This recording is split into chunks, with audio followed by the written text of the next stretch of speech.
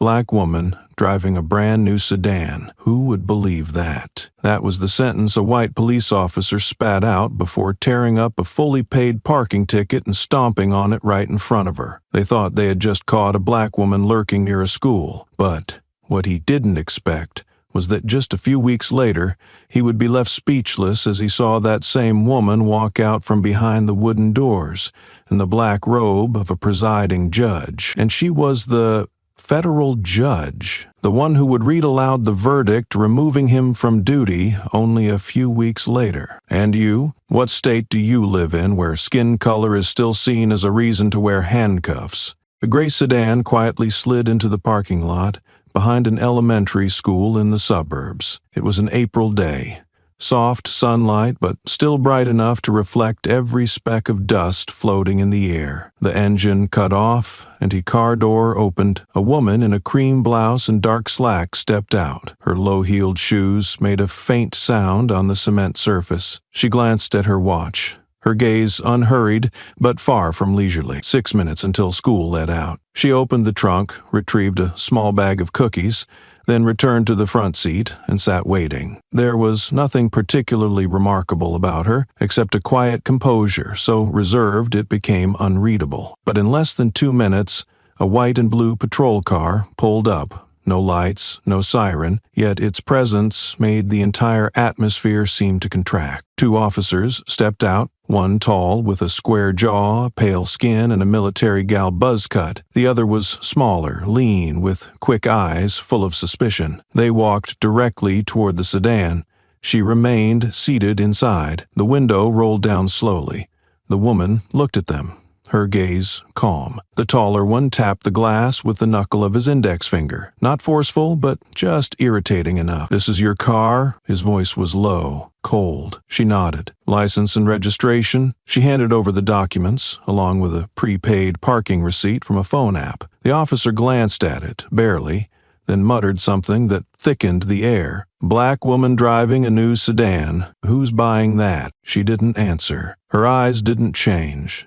Not contemptuous, not afraid. But that very calmness made the man's temper spike. He grabbed the parking slip, tore it cleanly in half, then ripped it again into quarters. He tossed the pieces to the ground like garbage, then stepped on them with careless force. She still said nothing. From the back seat, a small boy, about 8 years old, peeked out the window. "Auntie!" His voice trembled. Riley, the other officer, looked at the child with irritation. "Keep it down, otherwise she won't get to see him." She turned to the boy and gently told him to sit back. Her hand touched his head, a gesture so tender it rang violently against the brutality of the moment. "What are you doing here?" Mason asked. His tone was no longer inquisitive, it was threatening. "Picking up my nephew from school?" Her voice was low, steady, unmistakable. "We've had reports of someone loitering around the school grounds. You know the law, right? Unfamiliar vehicles aren't allowed to park more than 10 minutes without a valid cause." Riley cut in. She pointed to the shredded ticket at Mason's feet. "I paid for 90 minutes. It's in the system." The statement came softly, but it sliced clean through the excuse they were constructing. Riley circled the car, peering inside as if searching for a reason to escalate. "The car's clean. You? I'm not so sure," he muttered. He then glanced at Mason. No words were exchanged. Mason stepped back slightly, his right hand grazing the side of his belt. A soft click sounded. The safety strap on his holster released. It was a small movement, but it cut through the woman's consciousness like a blade. He did nothing. No resistance, no raised voice, just that gaze. A gaze that did not accuse, did not beg, did not provoke. But it made Mason pause for one brief second, short yet long enough to make him lose patience. "Step out of the car," he ordered. She unbuckled her seatbelt, stepped out. Every motion is measured. Not so slow as to appear defiant, not so quick as to raise an alarm. Riley moved toward the boy. "We'll have the school's security hold him for a while." His voice was detached, as if referring to a parcel. She turned. "I'm his legal guardian." "Not if you're being detained." Mason cut her off. The cold steel of handcuffs met her wrists. Without warning, Without explanation, the child burst into tears. The sound of a child crying on a sunny afternoon in an empty parking lot rang out like the quietest indictment against a system that pretends to be righteous. No one stopped him.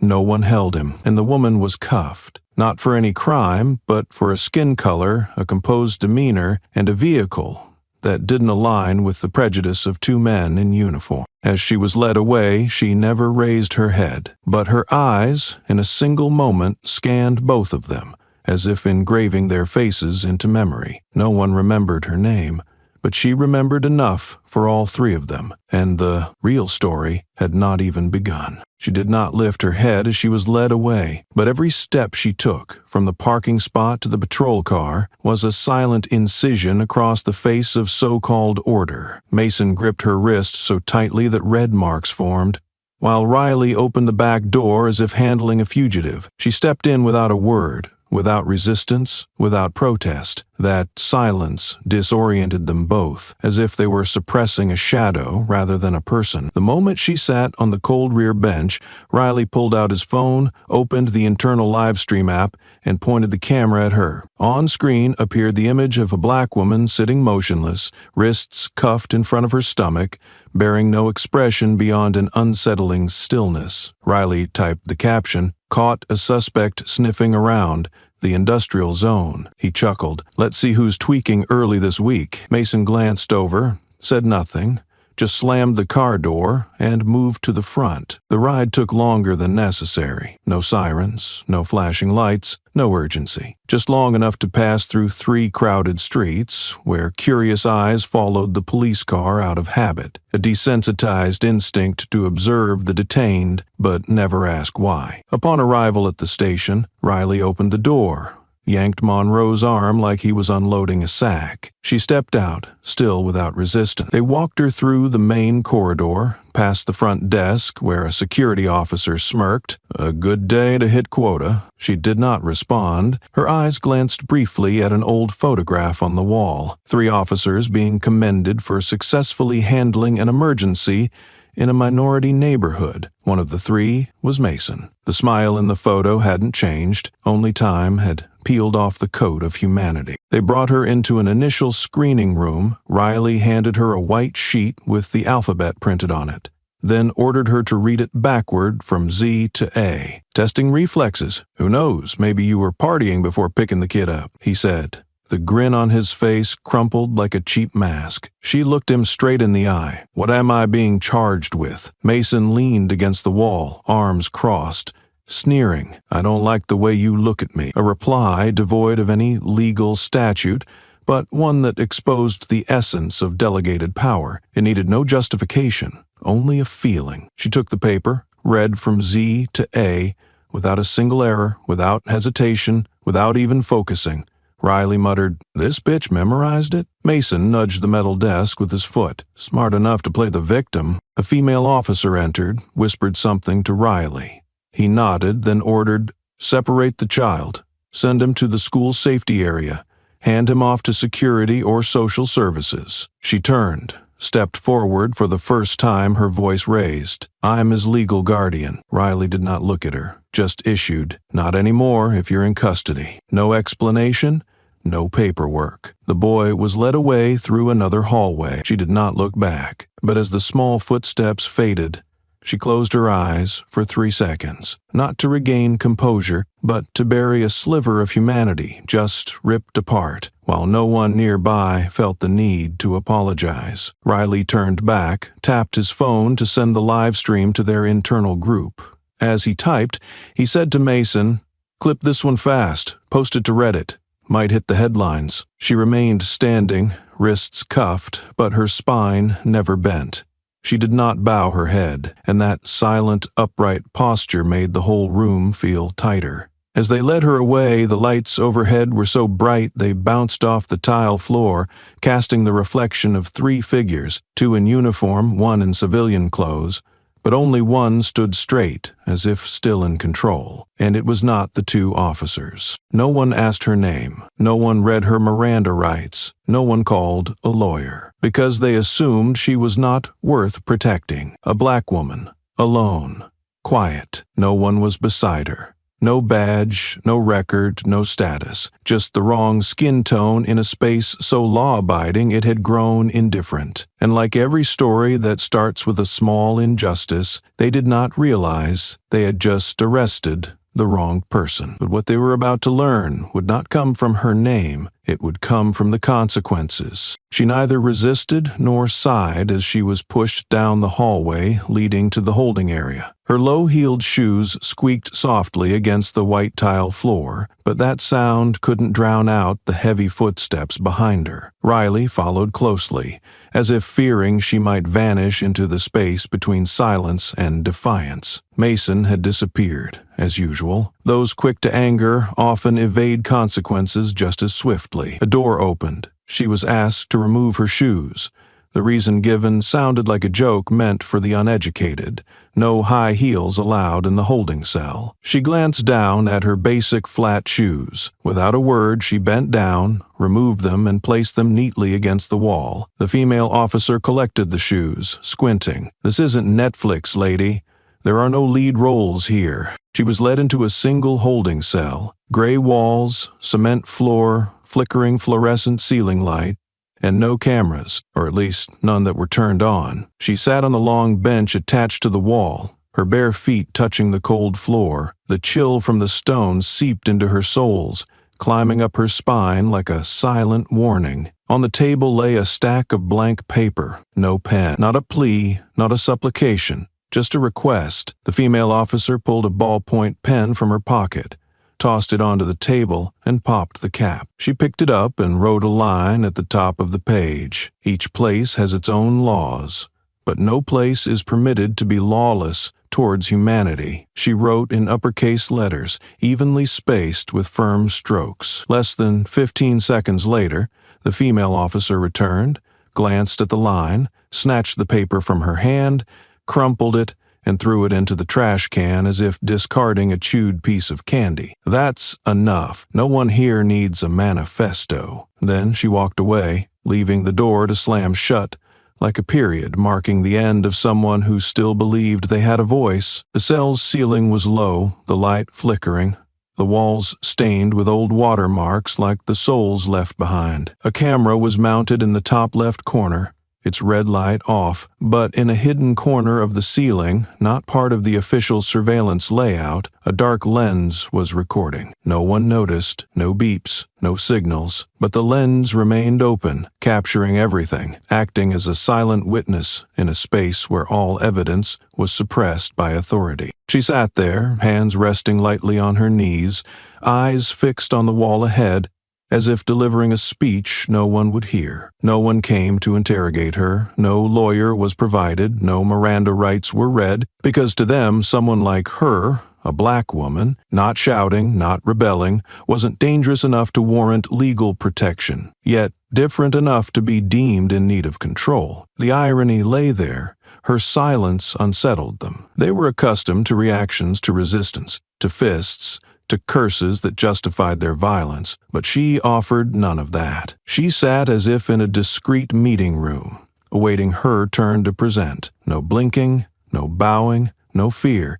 She simply was, and that made them uneasy. An hour passed. She was given a plastic water bottle, unopened. When she asked for it to be opened, the response was, "Regulations don't allow it." The bottle sat there, amidst the flickering light and the echoing sounds of steel doors from other cells. Outside, Riley passed by the surveillance room, glancing at the camera system. The indicator for cell number 4 remained off. He smirked. Turned off. Less paperwork. But he didn't know that hidden lens in the opposite corner was still recording, still witnessing every gesture, every silent glance, every time her fingers lightly touched the marks left by the handcuffs, as if memorizing each pain, to later use that very pain as evidence. That woman, in the empty room, barefoot, unarmed, under cold light, still sat upright. She didn't curl up, didn't lie down, didn't try to break the door, scream, or pound the table. She merely kept her spine straight, like a pillar of the things they couldn't crush with a detention order. Not with weapons, not with attitude, and not with indifference masquerading as law. They thought they had imprisoned a person, but in truth, they had confined the entire system within the gaze of a single individual, someone who didn't need to prove her strength, because she knew true power doesn't need to shout. It only needs to exist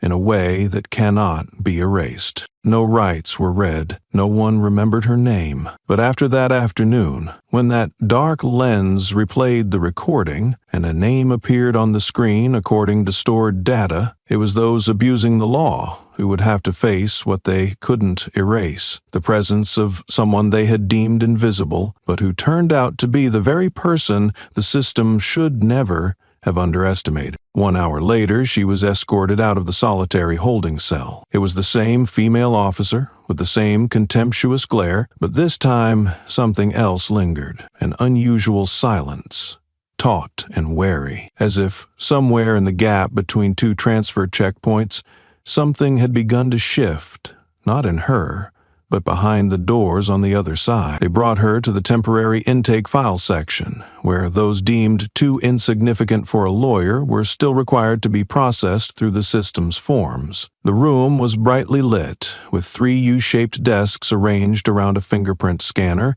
and a few old computers running internal management software. She was instructed to stand in place and place her hand on the glass. The technician was a pudgy man with thinning hair and irritable eyes. He wore thick glasses, chewed gum, and cast a sidelong glance at her. Left hand first. She raised her hand, her fingertips met the glass. The machine gave no signal. He frowned, tapped a few keys again. "Press down a bit, please," he said through gritted teeth. She maintained steady pressure, eyes locked on the screen. Still no signal. On the third try, he pulled her hand back down, repositioned it, and pushed harder with the back of his hand. The screen flashed red. Text appeared, data not recognized. He squinted. "Have you ever been arrested before?" he asked. She shook her head. "Then maybe the system's glitching." He turned to a colleague. "Call tech support. Scanner number 4's acting up." But the only one who understood what was happening was her. And while they fumbled with the equipment, no one noticed the transparent glove she wore beneath her skin-tight sleeves, thinner than plastic film, invisible to the naked eye, undetectable under infrared. A special type of glove, imperceptible to sight, but perfect for leaving exactly what they were unable to find. Nothing at all. While the IT department was being summoned, she was asked to complete the intake form. She took the pen, wrote with a firm, deliberate hand, entering only E. Monroe.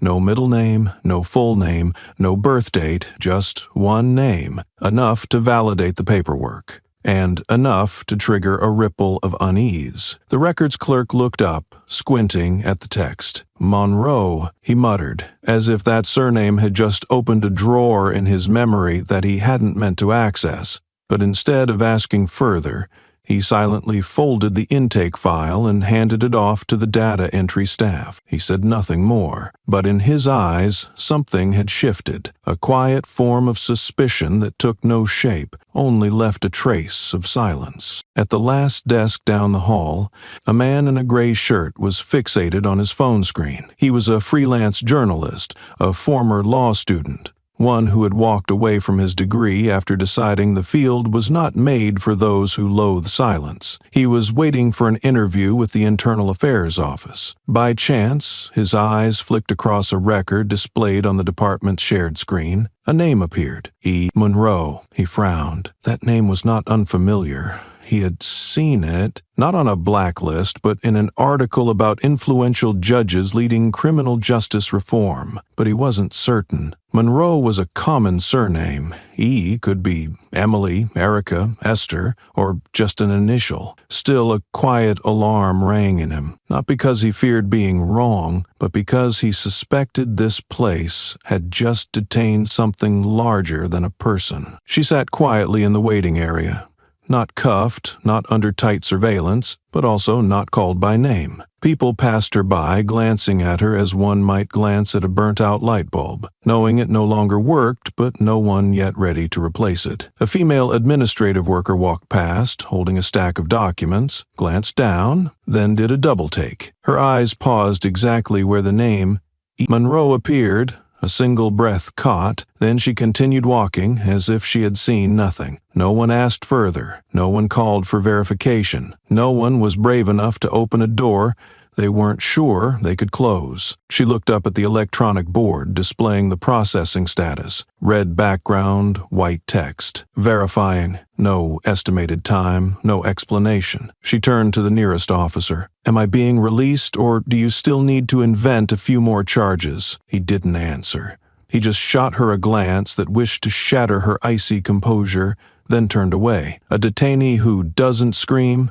doesn't accuse, doesn't react, is an invisible threat, because no one knows what exactly they're facing. And at that very moment, somewhere within the internal system, a line of data flashed that matched a federal judicial database. A record blinked into view and vanished again. No one caught it. No one dared report it. But that name had already been logged by an electronic eye, and the quiet chaos had begun. Inside the softly lit yellow room of the temporary detention station, she sat alone on a metal bench against the wall, with no escort, no questioning, as if the system itself had temporarily forgotten how to process someone like her. A young officer, newly reassigned from control duty for his first night shift, walked by, then slowed. He was not used to this kind of silence, not the kind born of fear, nor the rehearsed kind. This was the kind of quiet that made one feel they had stepped into a place they did not belong. He hesitated, stepped closer, standing slightly to her left shoulder. "You're not saying anything?" he asked, not threatening, but genuinely curious. "Being arrested without cause, and not even speaking up? That's strange. Most people would at least shout." She looked up, her eyes direct and deep, as if listening to something he could not hear. Then, with her fingertip, she began drawing a rectangle on the metal table, using her index fingernail, then drew parallel lines, dividing it into sections. Her finger paused at each corner, her thumb pressing lightly as if marking positions. She did not speak throughout. When the shape was complete, she looked up. "This is a courtroom. The judge sits here." She pointed to the center. "The defendant, here." Her hand moved to the left. "The attorney, here." She touched a lower corner. And, finally, she pointed to a box outside the border. "And this is the audience. Those who stand on the outside, waiting to watch others scream." The young officer frowned, confused. She continued, her voice calm and low. "Has any lawyer ever told you that silence can be a declaration, too? Not everyone who says nothing has nothing to say. They're waiting for the right moment to begin." Her words cut clean and deep. No shouting, no challenge, just truth, laid bare, with a gaze and the unmistakable layout of a place she once belonged to. He stood still for a few seconds, then chuckled. Not out of amusement, but in that defensive, doubtful way of someone who realized they had just been insulted by something they could not define. "Lady, you must have learned law from some self-help book in a dusty bookstore," he said, a sneer forming at the edge of his mouth, though it had nowhere to land. She did not reply. She didn't have to. The silence that followed his mockery was the real slap, one that left his face burning. A moment later, the identity verification still had not returned, but she was ordered to be transferred to the holding zone pending final confirmation. Before leaving the records area, she was asked to wait 5 minutes for the handover preparation. The hallway was empty, the camera dead, the lights dim. Only one internal camera remained in a high corner, believed to have been deactivated during the last system upgrade. But that lens was still running, still slowly tracking the motion of the person walking out of the room, as if she had never been detained. She stopped at the door, turned back, looked straight into that lens, without blinking. She did not smirk. She did not challenge. Instead, it was a very slight, very restrained smile, like a marker sent to whoever was watching. "I see you, and I'm waiting for you to realize what you just witnessed." No one in the room realized the camera was still recording. No one thought that a smile, small and cold, would become the beginning of a chain of consequences that would force the entire system to rewrite its detention protocols. But the woman knew, and she didn't need to raise her voice to deliver an indictment, because sometimes those who know exactly what they are doing will choose silence, not out of fear, but because that silence is enough to make others fear in their place. That night, the entire detention station was silent, as though it had swallowed a secret too heavy to name. But out there, silence was no longer an option. A leaked internal clip surfaced, its source unclear, its path unknown. All that was certain was this. Before morning light touched the pavement, a 12-second video capturing a black woman being dragged from a car, her gaze unyielding, her wrists cuffed without Miranda rights, had appeared on a Reddit forum dedicated to tracking police misconduct. The video was cropped, its origin unverified, devoid of agency logos, but the camera angle matched perfectly with Riley's chest mount camera. A caption ran beneath, "Justice for the judge? Not a question, not a statement, just a quiet seed of doubt that rooted fast." Within 6 hours, the clip surpassed 1 million views, reshared by a wave of independent journalist accounts. Among them, a young man sat before his computer, buried in dusty files and a screen thick with text, pausing when he read the name E. Monroe. He was an investigative journalist, once a law student, and in his private archive he recalled reading a record from the Sixth Circuit Federal Judicial Committee. That name was not unfamiliar, Elise Monroe. The judge honored in last year's campaign to reform preliminary trial procedures. One of the 3 youngest black female federal judges to ever sit on the bench. Her name had been redacted in the intake files, but that redaction became the perfect thread to trace back to the truth. An anonymous email appeared in the inboxes of 2 independent newsrooms. No attachments, no long message, just a single link to the video and one note. Not everyone in civilian clothes is a civilian. Investigations began. Normally cautious, the press-judiciary relationship grew urgent when Monroe's name matched a federal judicial ID. Questions flooded in.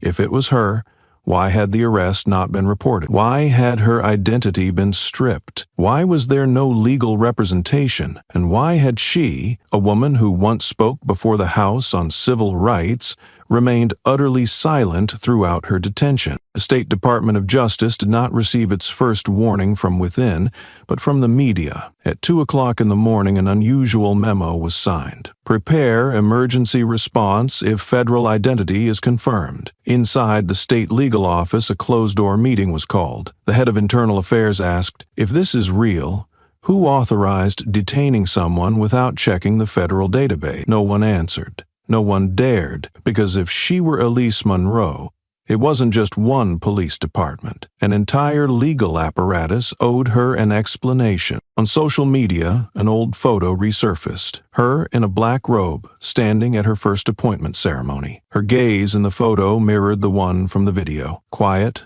direct, and profound. Beneath the image, a hashtag began to spread. She was silent. No confirmation, no denial. But that very void in information fed the public's curiosity. People did not need to know her name to feel that something had surpassed the boundaries of a routine arrest. The next morning, while news anchors still fumbled with phrases like possibly linked to a figure in the judicial system, she walked out of the holding cell on her own. No bail, no lawyer. No one at the station understood what had occurred. All they knew was that an internal call, no name, no authorization code, had instructed her immediate release. And that woman, without a private car, without calling her assistant, without anyone to escort her, stepped out through the front gate as though she had never been there. Driving toward the federal courthouse, the gray sedan just as quiet as before, she turned on the radio. A breaking news segment cut in. Unconfirmed sources suggest that the woman in the video may be one of the currently seated federal judges. And then silence. She didn't change the station, didn't react, just kept driving. In the rearview mirror, her eyes reflected no mascara, no slogan, no one beside her. Because she knew, when the courtroom door opened that morning, no one would need a name to know who was truly sitting in judgment. And just like that, at the courthouse, There was no security escort, no press announcement, but among the journalists waiting outside the closed hearing room, one quietly typed a message, "She's here." No nameplate, no introduction, but it's her, I'm certain. And at that moment, every camera turned toward one woman who said nothing. One woman who gave no interviews. One woman whose silence struck like a bell to the nerve center of the entire system. No one declared she was a judge, but no one dared call her anything else. Courtroom 2A of the Regional Federal Courthouse began its morning session on time. As always, the defendant's chair had been marked in advance with yellow tape. The internal security cameras were operating on schedule, and the press area allowed no more than 4 individuals, according to the pre-approved list. No one standing in that cold white corridor knew. Today was not an ordinary hearing, except for 2 people, Mason and Riley, dressed in hastily rented suits, stepped through the dark wooden door, carrying files prepared in a rush by the in-house legal team. Their eyes tried to project confidence, but their uneven steps betrayed the weight beneath. They had been summoned for a civil lawsuit, unlawful arrest, procedural violations, and reputational harm, a case that seemed straightforward, even routine, amidst countless previous procedural hearings. They entered, glanced at the nameplate already placed on the judge's bench. E. Monroe. Riley grimaced. "That name sounds familiar," he muttered. But Mason didn't respond. He was too busy trying to piece together fragmented memories. And then the small door behind the bench swung open. No announcement preceded it. No clerk signaled. No ceremonial proclamation was made. Just a single footstep, then another. And the woman, in her black robe, shoulders square, head unbowed, stepped forward and took her place at the central microphone. No introduction needed, no confirmation required. Her mere presence was enough to halt time in that room for precisely 3 breaths. That moment, Riley nearly dropped his file. The soft rustle echoed faintly in the silence that had descended on the chamber. He bent down, retrieved a sheet of paper as though picking up a piece of his own memory. Then he looked up and saw that face. Not from a clip, not from a widely circulated photo, but the very face he had once clamped handcuffs onto, had once torn a ticket in front of, had once looked at with pure disdain in his eye. Mason froze. His face went pale, not out of fear, but from the realization there was nothing left to deny. He turned his head away, unable to meet her gaze. The woman he had once believed was just an ordinary citizen. His voice, barely audible to anyone, murmured, "Damn it." Elise Monroe didn't look at them. She didn't need to. She simply reviewed the documents on the bench, tapped her pen 3 times on the wooden surface, not to make a sound, but to establish a rhythm of control. Then she raised her head, her voice calm, her articulation crisp, not loud, but firm. "Have all the defendants arrived?" No one responded.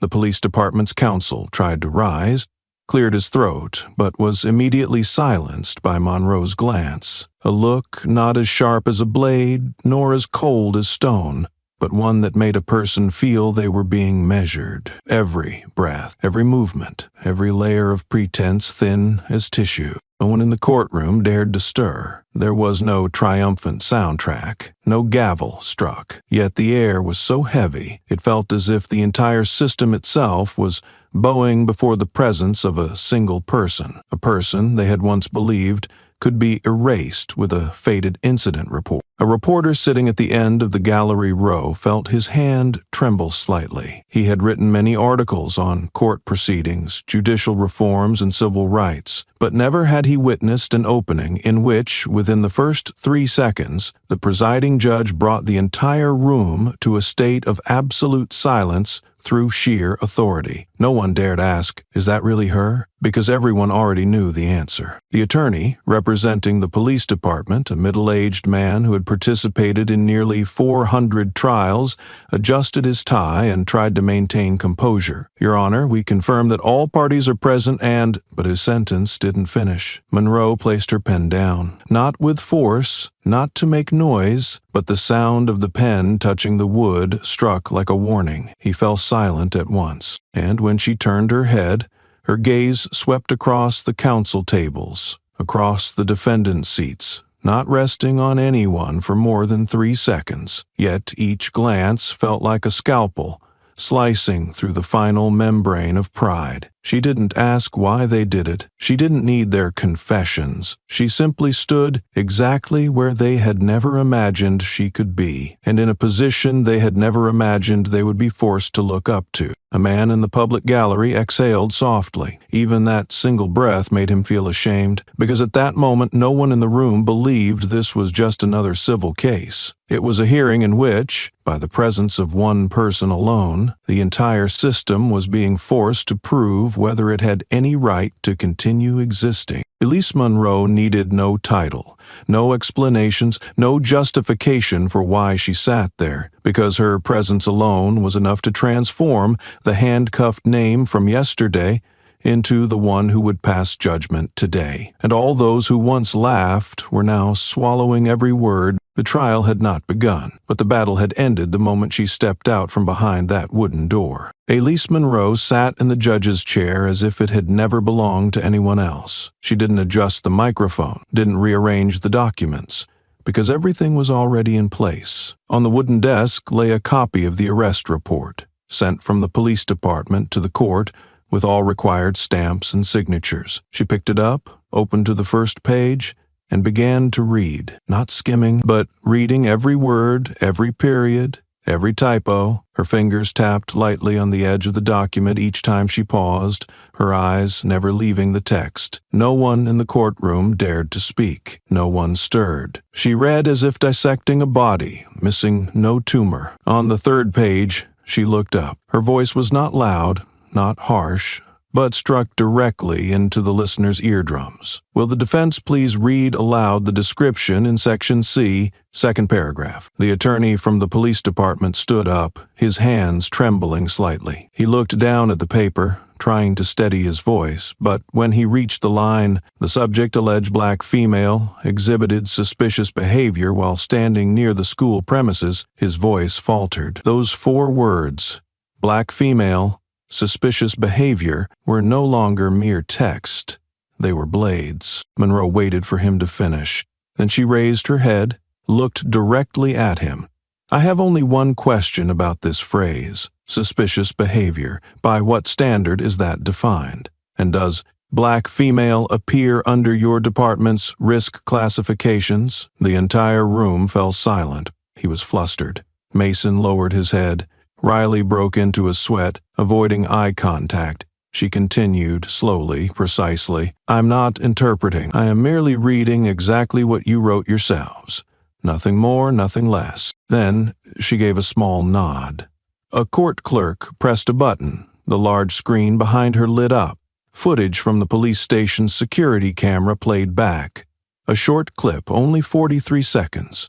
No voiceover. No editing. The scene where Riley tore up the parking ticket. Mason drew his weapon, and she was handcuffed in front of a child. Even the smallest details, the condescending glance, the half-smile, the cold stare, needed no cap. They spoke for themselves. No one said a word when the video ended. No one asked to respond. No one requested a recess, because they all knew any reaction now would only expose one more truth. They were far too used to wielding the law to suppress others, but utterly unprepared when the law was turned back at them like a mirror. Monroe did not give a speech, did not lower her tone, did not preach. She simply looked down at the report again, then raised her eyes, sweeping across Mason and Riley, pausing exactly 3 seconds on each, no more, no less. No one knew what she was thinking in those 3 seconds, but both men could barely breathe. At the far end of the room, the gallery was completely silent. Then came a soft sniffle. A middle-aged woman, holding a photo to her chest, let silent tears fall. She was the mother of a teenager once arrested right in front of his high school, a black child. After the incident, he had to leave the school for disrupting the system. No one apologized. No one was held accountable. She looked up at Monroe, not saying a word, just nodding slowly. A nod that seemed to say, "I see you, and this time we are not being overlooked." Monroe did not respond with words, but her gaze shifted away from the public seats. then returned to the case file. She picked it up and gently flipped to the final page, where the police department's suggested resolution was noted. The scrawled line, "Recommend waiving criminal prosecution. Propose civil settlement if the complainant does not wish to pursue charges." She placed her hand on that line. Silent, she didn't tear it. She didn't critique it. It was just the act of laying her hand there, but the entire room held its breath. There was no need to declare anything, because the truth that day did not lie in arguments, in evidence, in statistical graphs. It lay in one simple fact. Those who once believed they could twist the truth were now forced to face it through their very own words. Elise Monroe used no arguments beyond the opposing side's own files. She needed no theoretical framework to convict. She merely opened what they had written and let it convict them on its own. And in a world where justice often has to scream to be heard, that silence was what terrified them most. She placed the file back onto the desk. The sound was very soft, yet in the courtroom, every sound carried the weight of a verdict. Her pen tapped 3 times on the wood, not to draw attention, but to initiate what she had always known. This system is not afraid of being cursed. It is only afraid of being understood. Monroe looked toward the attorney representing the police department. "How long was I detained?" she asked, her eyes never leaving the document. The man blinked rapidly, then hurriedly flipped through a stack of papers, answering slowly. 19 hours and 52 minutes, Your Honor." She nodded, gently, as if confirming a quiz result. "Then could you help me read aloud Article 14, Section E of the state's detention code?" He stiffened, then reluctantly picked up the legal binder. His voice was dry. "No citizen shall be held for more than 20 hours without a justified reason, officially recorded in writing within 60 minutes from the time of detainment." Monroe raised her head, her eyes locked onto him. "May I ask, do you have that justified reason?" He stammered, turned to the police representative seated beside him, then spoke as if swallowing his own words. "According to the report, there was a system malfunction. The recorded time was off due to synchronization errors." A brief silence. Then Elise smiled. Not a mocking smile, but the kind a teacher might offer after hearing a student's excuse for not doing their homework. "The law does not recognize system error as a valid reason," she said, each word firm like closing one door of escape after another behind them. "A system error does not erase personal accountability, and it is certainly not enough to shield an act that has been clearly captured on station camera footage." She picked up a second file and placed it beside her own detention report. "In the past 5 months, the police department has conducted 312 detentions without official warrants." She spoke that line without even looking at the paper, then turned to the court clerk. "I request a retroactive investigation of this department's detention records over the past 5 months, cross-checking detention durations and their recorded justifications. I also request the court to mandate that the department provide logs of their server activity and complete synchronization timestamps of their data system." The police department's attorney jolted. "Your Honor, I'm afraid that request exceeds the scope of the current hearing." Monroe did not respond. She merely tilted her head to look at him for exactly 3 seconds. "There is no scope that exceeds a repeated behavior of systemic nature." Her voice was low and sharp like a wire slicing stone. "The court is within its rights to request supplementary investigation when signs of recurring patterns arise." Her eyes shifted to the 3rd row on the right, where a man in a blue shirt, name tag reading D. Kessler, Internal Records, sat, his face pale. Their eyes met. Kessler tried to raise his head, then dropped it, his hands clenched together and trembling. He was the one who had directly approved Monroe's detention record without cross-checking the system. He was also the one who had overlooked 2 irregularity reports the month prior and failed to escalate them. Monroe didn't need to name him, didn't need to call him out, because she knew, just a look, a pause, a trace of responsibility. And those who know they are guilty will lower their heads before their names are even spoken, not because they fear, but because they never imagined that one day someone would understand the system so thoroughly they could use it to invert the entire order. The air in the courtroom thickened. layer by layer. Law, the very thing that had long served as the shield for the powerful, was now wielded by someone who understood it down to its roots. Elise did not threaten, did not rally, did not agitate, but every sentence, every clause she cited was like a stone dropped onto still water, creating ripples that could not be stilled, because no one could argue with a law they had sworn to uphold but never truly read. Mason sat next to Riley, sweat trickling down his neck. He recalled the moment he tore up the ticket, remembered her eyes, and remembered the moment she was led away in silence. Back then he thought he had won, but now he was sitting in court, hearing her expose every gap he and his partners had buried beneath the so-called procedures. And what terrified him most wasn't what she said. She looked toward the auxiliary judge seated beside her and nodded gently. "I request that all statements, documents, and responses be formally recorded. If there is any objection, I am prepared to present further at a special investigative hearing." No one objected. No one spoke, because at this moment the entire system was being forced to listen fully for the first time by someone who had once been silenced within it. When Monroe set her pen down for the second time, the courtroom sank into a silence that was not respectful, but surrendering. No one wanted to leave. No one dared to move, because everyone understood this was no longer a trial. This was a lesson, and the one teaching it was not using a textbook, but consequences. She looked up, letting her gaze sweep across the room one last time before closing the morning session. Light from the window softly brushed against the shoulders of her robe, forming a delicate outline, as if a halo was seeping from the silence. She did not smile, but her face was no longer tense. Her voice rose gently, slowly, as if it arrived at the exact moment the entire system had no choice but to listen. After 30 hours of detention without representation, without legal cause, without a single apology, I did not come here to reclaim justice for myself. Her voice rang through the air like a bronze bell dropped straight into the psychology of every person in the room. I came here to ask, how many others have been detained like that? How many people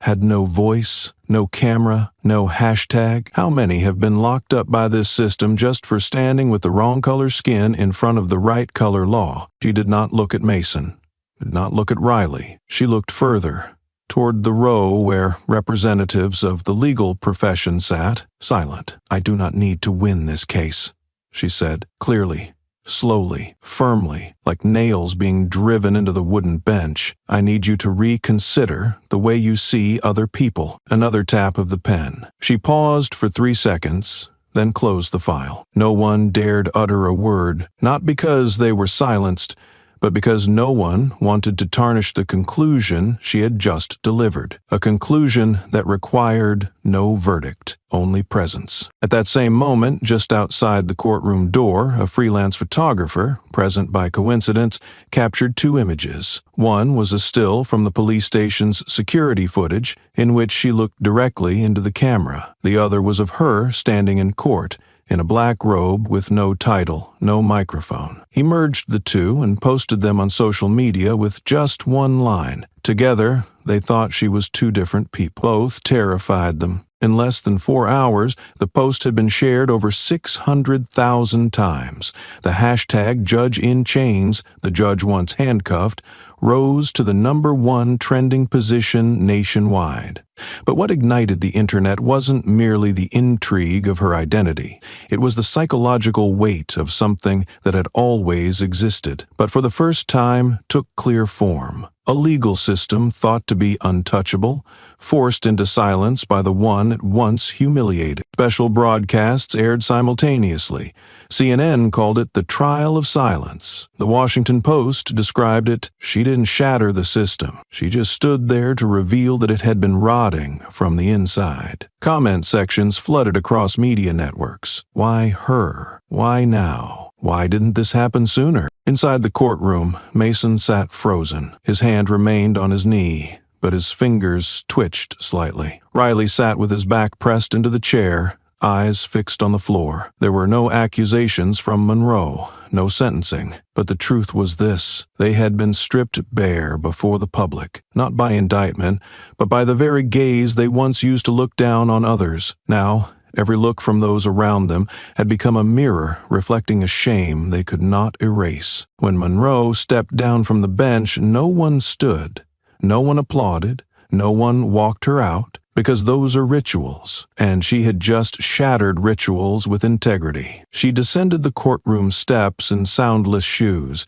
yet each step seemed to crush the remnants of hypocrisy still clinging to the floor of justice. A young girl in the audience rose, only to watch her leave. No one told the girl to do so, but that single act, without words, was enough to etch itself into the history of that hearing. Elise Monroe had waited 30 hours not to take revenge, but to teach the entire system one thing: fairness does not come from titles. It comes from the moment a person has the patience to wait for the system to expose its own hollow core. And she didn't need to bring down the court. She only needed to walk in, stand firm, and look straight ahead. That was enough to make an entire nation bow its head and look back at itself. But what happened afterward? That was the real verdict for those who believed they could never be judged. When the afternoon session began, the light had changed. The sun no longer shone directly through the glass, but slanted in, as if purposely revealing every dust particle floating in the air. And within that very light, Elise Monroe stepped up to the bench for the second time that day. This time, with no need for an introduction, no need for a nameplate, she had become the definition. No one dared ask who she was anymore. They only lowered their heads, waiting to see how deeply the system they had served would be exposed this time. Monroe glanced toward the technician and nodded. One click of a mouse. The large screen at the center of the courtroom lit up. The buzzing sound of an old audio recording played. No visuals, just sound. No dramatics, no background music like a reality show. Just voices, raw, unfiltered. "I don't need a reason to hold ones like her." The entire room froze. Riley blinked but said nothing. The camera panned to Monroe. She didn't smile, didn't exhale, she simply nodded again. The screen shifted to the next clip, this time with video. Mason pacing the room, coffee cup in hand, then suddenly leaning into the camera, slurring mockingly, "Yes, massa, I'm just out for a walk." A faint gasp escaped from the back row. Someone choked on their breath. A defense attorney requested to object, but Monroe refused. "This is evidence, and it has been legally authenticated." She turned to the bench, not to persuade, but simply pointed to the document before them. "This is the report they submitted. Please compare. It contains no mention of any slur, no admission of holding someone without cause, and most importantly, no audio recording was attached." She turned back to the screen, the video cut out. In its place appeared a comparative chart.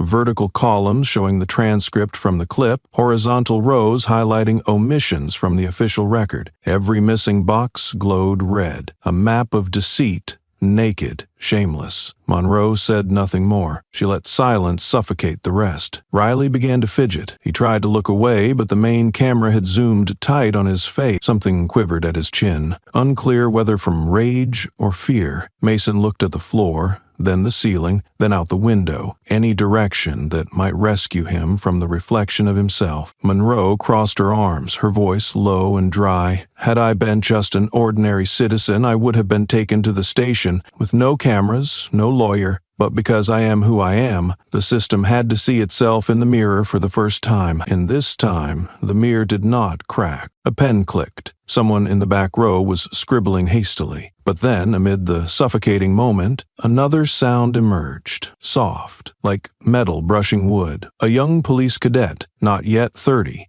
stood up from the right-hand row. He wore a dark blue uniform, name tag pinned over his left chest, his expression dazed, as if he had just fallen through a long, dark night. He looked at no one, asked for no permission, waited for no cue. He simply unpinned his badge from his chest, walked to the witness table, and placed it down, gently, firmly, as though he no longer believed in any value held by that brass circle. His voice cracked, not rhetorical. "I don't want to be like them." The courtroom fell silent, as if someone's heart had stopped. No one spoke. No one laughed. No one dared breathe deeply. He returned to his seat, removed his cap, placed it on his knee, clenched his fists, and locked on the bench. Monroe did not respond, did not nod, did not thank him. She only looked at the badge on the table and continued as if uninterrupted. This court does not judge emotion, it judges truth. And the truth, as you have just seen, needs no argument. She opened the next folder. Page 39, Appendix C, System Access Logs for Content Editing. Please note,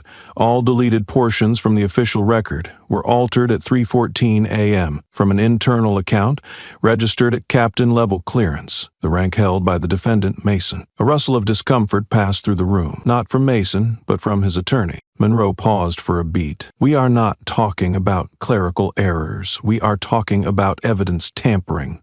And no one has the right to tamper with the truth, especially someone who carries a weapon and holds the power to detain. She turned toward Riley. As for you, when you said, don't need a reason to hold ones like her, you declared something more brutal than prejudice. You declared that your power is not subject to control. She did not raise her voice, but each syllable dropped like iron nails driven into the courtroom floor. A few journalists began to write frantically. The sound of keyboards tapped fast and sharp, but no one interrupted. A live stream recorder quickly zoomed in on Mason's expression, now pale as paper. He lowered his head, bit his lip, but still offered no apology, not because he didn't know guilt, but because no words could redeem him now. Monroe closed the presentation, turned off the screen, gathered the documents, and stood still for a moment, as if letting the air move past her shoulders. I have no further questions. The court has seen, has heard, and now knows. No one applauded. No one dared sigh. Only Riley sat there, hands clenched, trembling, not from guilt, but because, for the first time, he realized he no longer controlled this courtroom. Not with a badge, not with his commanding tone, not with the glare that had silenced so many. For the first time in his life, Riley had become the one scrutinized, the one made to prove himself, suspended between what was right and what could no longer be evaded. And Mason, the man who once mocked victims, who once crushed a parking ticket like it was the existence of an entire community, was now just a body waiting for judgment, with nothing to hold on to but the shallow inhale of denial, as if still hoping all of this was just a joke that hadn't yet ended. Monroe did not smile. She did not need to, because in this courtroom smiles were no longer an option. They had been replaced by her gaze, and her gaze, like an invisible blade, had etched into every cell of their guilt one unshakable truth. This time, they had been seen, not through paperwork, not through testimony, but through evidence, living, sharp, and Monroe closed the folder, her fingers brushing lightly against the edge of the paper as if wiping away the invisible dust covering the truth. In the thick air that lingered after the earlier presentation, she didn't need to raise her voice, didn't need to emphasize, because now it was the quiet in her tone that suffocated. So now, she said, eyes fixed directly on the two defendants, let's return to the oldest story in every defense procedure. A few rustling sounds rose from the attorney's area. Riley curled his lip, glancing toward the prosecution as if to gauge their reaction. Mason kept his head down, fingers spinning, a ballpoint pen, a small movement, but in this context, one that felt strangely desperate. Monroe didn't wait for their reply. She walked slowly toward the projection podium, plugged in a USB, and opened a new file. This is a copy of the internal report from the county police department last year. I submitted it in advance to the bench. Page 14, line 8. A chart appeared, stark against the white screen. No music, no decoration, just numbers and the meaning embedded in them. 68%, she said, each word hitting like metal striking stone, of detentions without a clear documented reason involved black citizens. She turned to the courtroom. I repeat, not 6 or 10, but 68%. In a system that calls itself just, I ask, what kind of justice operates with a disparity like that without triggering a red alert? A defense attorney stood trying to interject. Your Honor, that percentage must be evaluated in context with local demographics.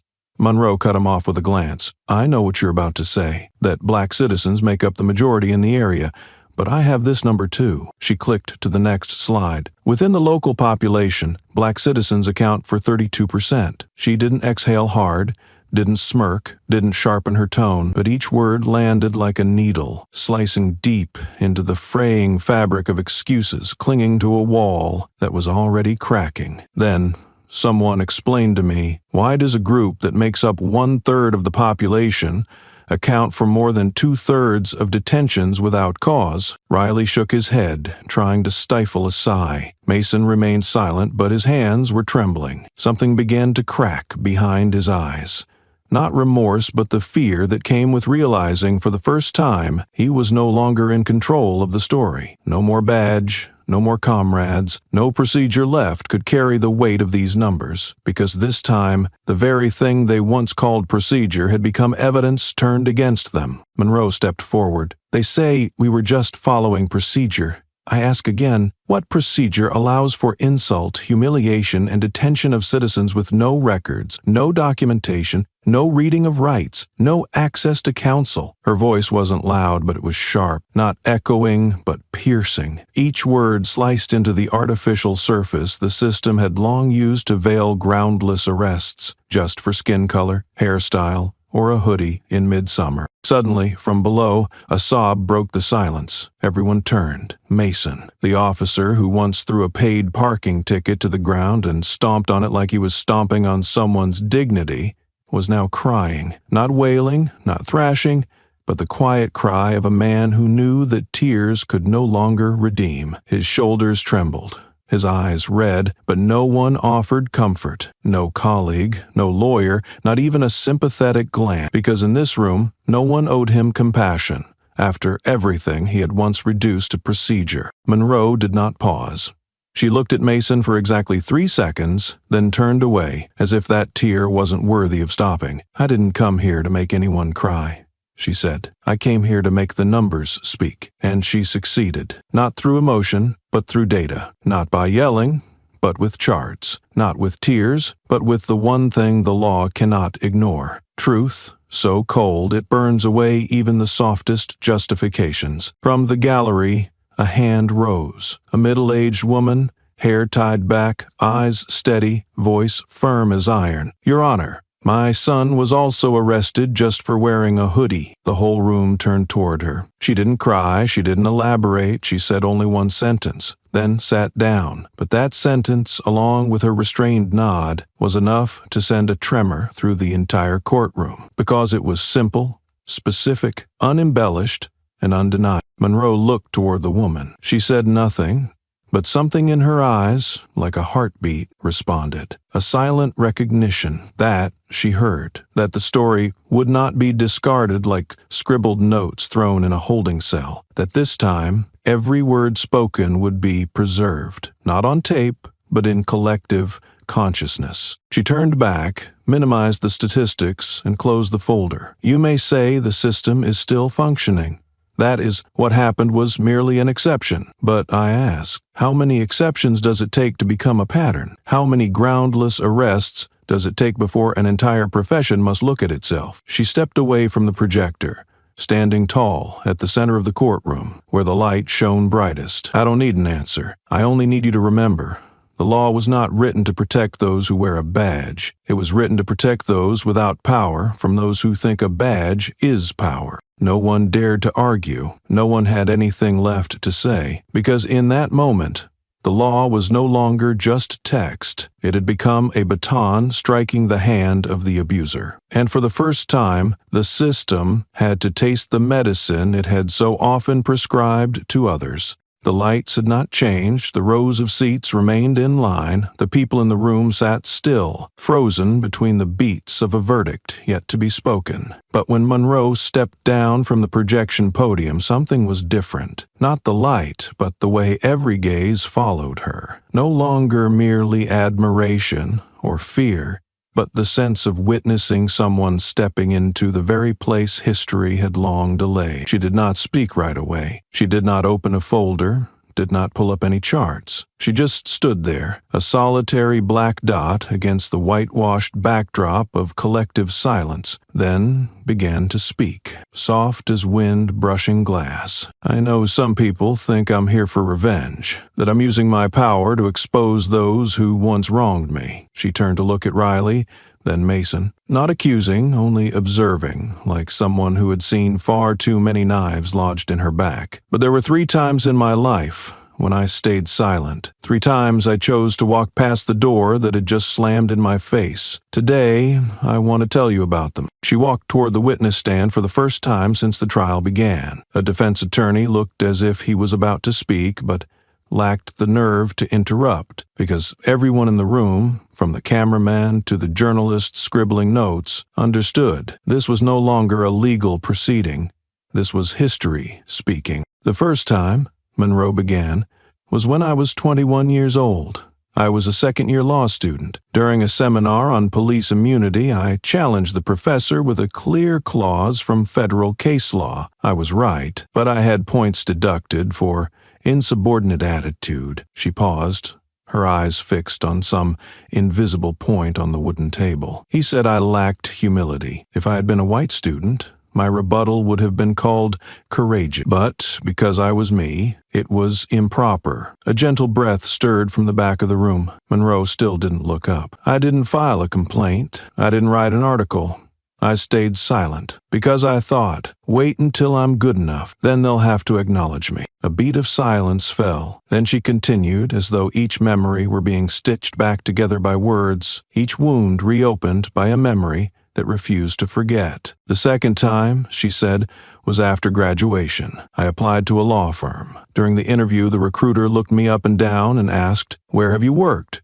This resume looks like it belongs to someone with no real experience.' When I reached out to shake his hand at the end of the interview, he didn't take it. A few weeks later, I received a rejection letter. Reason? Not personable enough to represent high-end clients." She looked up, directly ahead. "The candidate they chose over me had once mocked my poverty, called me a no-name public school kid. But I didn't go online. I didn't file a complaint. I stayed silent because I thought, maybe I need to be softer. Maybe once I succeed, I'll come back, and no one will ever dare reject me again." Every eye in the room began to shift. No longer the gaze toward a judge, but toward a woman who had swallowed too many moments of silence. And there was still one more. "The last time," Monroe said, "was when I won my first discrimination lawsuit. A white male colleague earned a higher salary than I did, despite holding the same title, tenure, same role. I filed suit. I won. But when the media reached out, I declined to comment. I refused to appear on camera. I turned down every invitation because I didn't want pity. I didn't want to be the inspirational story of a black woman who knew how to fight back. I stayed silent because I thought, a silent victory is still a victory. I was wrong." For the first time, her voice dipped, not out of weakness, but because she was stepping through the edge of memory, the kind that demands courage to even look back upon. "It was wrong, because every time I stayed silent, the system believed it was right. Every time I endured, we were pulled one generation further behind. And I cannot let that continue." She turned to the main camera, her eyes locking onto the lens. "I am not speaking today because I want to win. I am not exposing anyone because I hate those 2 men. I am speaking because someone needs to know it is the right thing to do." No one in the room moved. Riley bit his lip. Mason stared at the floor. No one had enough reason left to argue with someone who had just used her own past as living proof of forgiveness and a warning against delayed justice. There is a difference between someone who speaks out in anger at being wronged and someone who speaks up because they've been silent for too long. Monroe was not reclaiming personal dignity. She was forcing an entire system to unlock the doors that had once shut in her face and in the faces of so many like her. A young journalist quietly wiped the lens of his camera. A law student wrote, not verdicts, into their notebook, but every sentence, every image, every tone that redefined courage without a microphone, without a protest, without yelling, just by standing tall at the right moment. Monroe returned to her seat, saying nothing more, but the room though no signal had been given, rose all at once, not because of formality, but because they knew what they had just heard was not testimony. It was a reckoning, a bell that rang not in brass but through every forgotten memory. The room was still standing when Monroe returned to her seat, as if someone had just extinguished a fire, but the heat had yet to dissipate. Those who once sat there to listen to testimony now felt themselves being judged, not by law, but by memory. And as she sat down, her breath not yet settled, on the far side of the room, another figure rose, uniform neat, silver epaulets gleaming, nameplate glinting beneath the overhead lights. Police Chief Dwayne. He walked toward the witness podium with an expression many mistook for humility, but his eyes still held something that had not fully bowed, as though he was not there to acknowledge fault, but to manage a crisis. He glanced around, then paused at Monroe, speaking slowly. "Your Honor, I'm here on behalf of the entire county police force. What happened was regrettable. It was a mistake made by subordinates. They were not trained to handle situations of such complexity. We've launched an internal review, and I would like to, on behalf of the force, apologize to Miss Monroe for what she had to endure. Concise, measured, flawless, and yet there was no real bow." Monroe stared at him without blinking, as if waiting for the exact moment to peel back that dignified skin, layer by layer. When he finished speaking, she did not respond immediately. She calmly opened the folder beside her, flipping through one page, then another, until she stopped at a section highlighted in yellow. "Ladies and gentlemen," she said, her eyes still on the page, "if I were a banker, I wouldn't be allowed to say it was just a few incorrect transactions. If I were a surgeon, I couldn't say only a few scalpels were misaligned.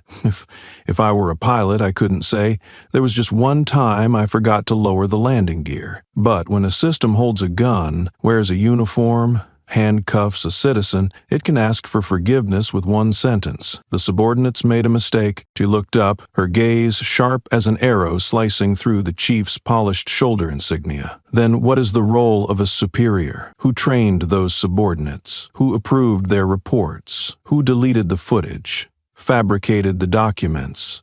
And whose name was signed at the bottom of the page? Her voice wasn't loud, wasn't angry, but cold as diamond, and when it shatters, it cuts. She didn't point directly at Kelser, but every word made him stiffen, his hands clenching on the stand and then releasing, slowly and awkwardly like a boy caught stealing pastries in a bakery. Then she spoke. "This," Monroe continued, lifting another folder high, "is the internal report from the county police department, signed by you, page 26, April 14th of last year. Quote, no significant violations found during citizen detainment procedures. Complaints lacked sufficient grounds." She turned to the bench. "And this is a list of 13 complaints regarding arrests without cause, without reports, without legal counsel, all filed in the second quarter of that same year. 8 of those were dismissed due to lack of surveillance footage." She punctuated each of the last words like stepping on a landmine of memory Kelser had once buried in closed-door meetings he thought were long forgotten. No cameras, no evidence, no violation, and no violation, no accountability. The police chief stood as if bolted to the ground, speechless. Murmurs began to ripple through the courtroom, not loud, but like something crumbling from within, as the mask of institutional prestige was ripped off, using the very language they had once weaponized to cover the truth. Monroe gave him no time to recover. "I want you to read this with me," she said, opening the file, page 13. Section B, 2.1, the individual responsible for approving the entire frontline training program. She pointed. "You, your name, your signature." A few camera flashes lit up, reporters capturing the precise moment when the police chief lowered his eyes, no longer gleaming with authority, but heavy with the shame of a man just disarmed by evidence. "I'm not standing here to hear a token apology," Monroe said. "I'm standing here to ask who will be held accountable, not in words, in action, not in empty promises, in structural correction." She closed the folder, then tapped its cover 3 times. A dry, heavy sound. An apology is not the end. It is page 1 of the investigative report. No one laughed. No one applauded, because everyone understood. This was not a speech. This was a declaration of war, without blades, only memory and precision. Police Chief Kulzer stepped down from the stand with slightly unsteady legs, as if he had just walked across a floor tiled with shards. Shards he himself once scattered with neglect, deflection, and apathy. Monroe stood still in the center of the courtroom, not looking back at him, because she knew men like him don't need to be watched. They need to be left behind, right where they once stood, while others bowed beneath the weight of the system. The sound of keyboards resumed, but this time not to record the trial's developments. This time to record why a black woman, silent 3 times before, chose not to let it go not because she wanted revenge, but because she knew if she forgave today, tomorrow, another person would be dragged into detention, no camera, no report, no witness, and no one would remember their name.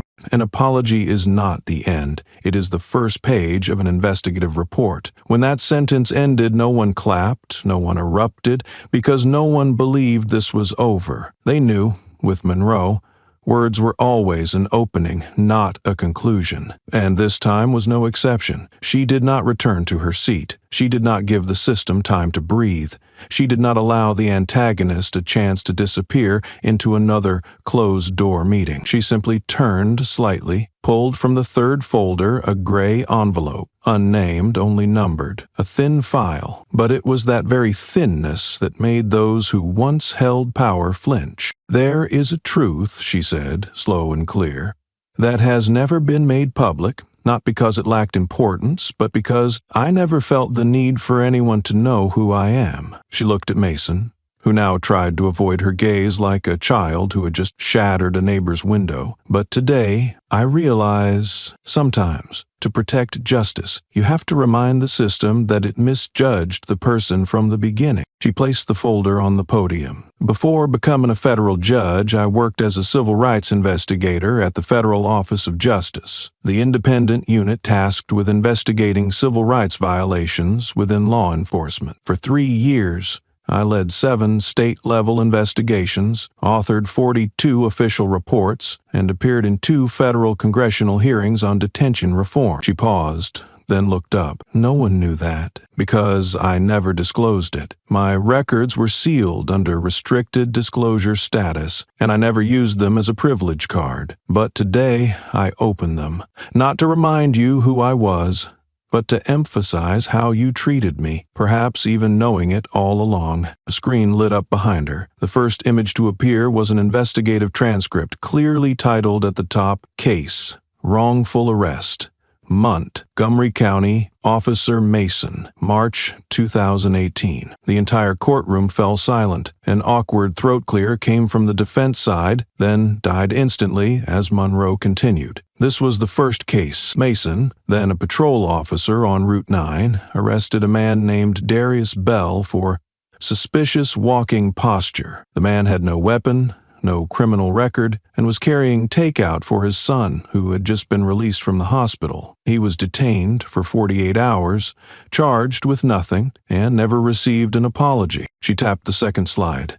"Case, Wrongful Detention, Fox Ridge County, Officer Mason, November 2019. This time it was a freshman student, detained in the dormitory hallway for failing to show ID promptly. Mason's report stated the subject was overly reactive and interfering with law enforcement duties. But according to internal camera footage, which I had to obtain through a court order, the student asked only one question: what did I do wrong? After the incident, that student transferred schools, filed no lawsuit, offered no response, out of fear, and the file was closed with the note, "Officer transferred to another unit." Mason was visibly sweating, his back soaked into the chair, his hands clenched so tightly his knuckles had gone pale. But Monroe did not stop. And this was the most recent case.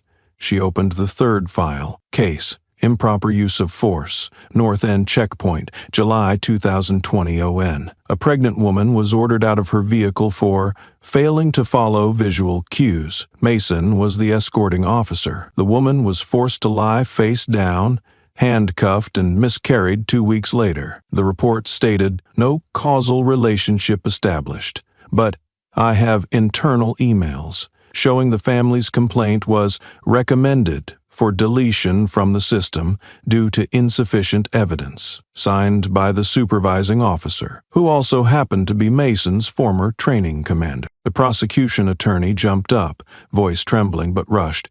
"Your Honor, we request a recess to reconsider the implications of these materials on the reputation of the county police department." But before the bench could respond, Monroe spoke, no louder, only clearer. "I decline." She turned to the bench. "The reputation of an institution does not rest on its ability to bury wrongdoing. It rests on its ability to confront it when it is exposed." Then she looked directly at the prosecutor, her voice firm as stone. "If you truly cared about your department's reputation, you would be the one standing here, presenting this evidence before I did." No one said anything more. A journalist bent over so quickly to take notes that his pen dropped to the floor. A law student whispered to a classmate, if only they had known who she was from the start. And they were right. If Mason had known the woman he dragged from that car once authored reports that led to a federal demotion of a station chief, would he have stomped on that parking ticket like it was a joke? If Riley had known the person he live-streamed as a suspicious figure near the district had testified before Congress about detention policies, would he have sneered and said, "She's not getting past me today," like he did? Monroe didn't answer those questions because she knew the truth does not need to be speculated, it only needs to be revealed and seen, just like today. In a courtroom, if justice is the one who strikes the gavel, then here Monroe did not strike. But her words weighed heavier than any gavel blow. As the image of Mason being unmasked through each wrongful arrest record lingered in the minds of the attendees, she did not allow that resonance to settle. She remained in place, without turning her back, without changing the scene. Simply, she changed her tone, a calm voice yet powerful enough to tilt the axis of the entire trial. "I don't need any more evidence to prove myself," she said, "nor do I need anyone to confirm that I'm right. What I need now is for others to see themselves in this case." No one immediately grasped that statement, but just a few seconds later, when she opened a brown folder 3 times thicker than those previously presented, the courtroom sank into a sense of unease. Not because she spoke loudly, but because what she was about to unveil was not a personal case. It was the full picture of a silent epidemic that the system had ignored for years. "I sent a request to the district justice office 4 weeks ago," Monroe declared, "asking for the disclosure of all civil detention records from the past 6 months. And this," she raised the folder high, "is the result." She placed each document on the evidence table. Each sheet represented a life held in darkness, without reason, without legal representation, without the right to respond. Some lawyers leaned in to look closely. Some journalists quietly clicked their cameras. But Monroe did not let time pass meaninglessly. She began to read, not as a list, but as an elegy for each voice that had been stifled. Case number 4, Malik Johnson, detained for 36 hours for exhibiting unusual movement while taking his mother to the emergency room. Case number 17, Rosa Martinez, detained for non-cooperation during administrative check, refused to open the trunk because the car was a company vehicle. Case number 42, she did not stop. Each name, each description, each cold excuse was read aloud without mercy. Each line was a blade turning over the rotten reality behind the veneer of procedure. A prosecutor attempted to stand an objection, but seemed frozen, because Monroe's gaze at that moment was no longer that of someone seeking justice for herself. It was the gaze of someone who had endured long enough not to allow the system to excuse itself with meaningless words. "In these 100 records," she continued, 87% are minorities. Among them, Over 60 cases were not informed of their right to a phone call. 24 individuals were not recorded in the internal system for at least the first 6 hours, and 12 people have never received any documentation even to this day. A camera shutter clicked from the press row. The hashtag Monroe Docket began appearing on live news platforms. But what shattered the atmosphere was not the media, but a very small, very human sound. The muffled sob of a woman sitting near the back of the room. She covered her face, not crying out of anger, but because, for the first time, she heard her child's name in a place no longer hidden. Monroe looked in that direction. Just a heartbeat. Then she turned back, speaking more slowly, but with a chill-inducing sharpness. I am not presenting these records to shame anyone. I present them so the system can see that when you treat a person as a number, those numbers will learn to speak. She stepped back, facing the main camera lens, streaming live to millions of viewers. I know what I'm doing. I am not a victim. I am a witness, and I am ready to testify, not just for my case, but for all those who have been silenced. She paused for a moment, then continued without exaggeration, without preaching, but like someone igniting a chain reaction. Because this case is not mine alone. It belongs to Malik, to Rosa, to Jamal, and to those sitting somewhere, wondering why they haven't been heard. Within 60 minutes after she concluded her presentation, major newspapers began running red headlines. Illegal detention list exposed in district. All are minorities. Hashtags emerged. Monroe Docket, ask. I was detained, ask. Reclaim records. Thousands shared personal stories, not as a trend, but as an act of unlocking silence. A man was once stripped in public due to suspicion.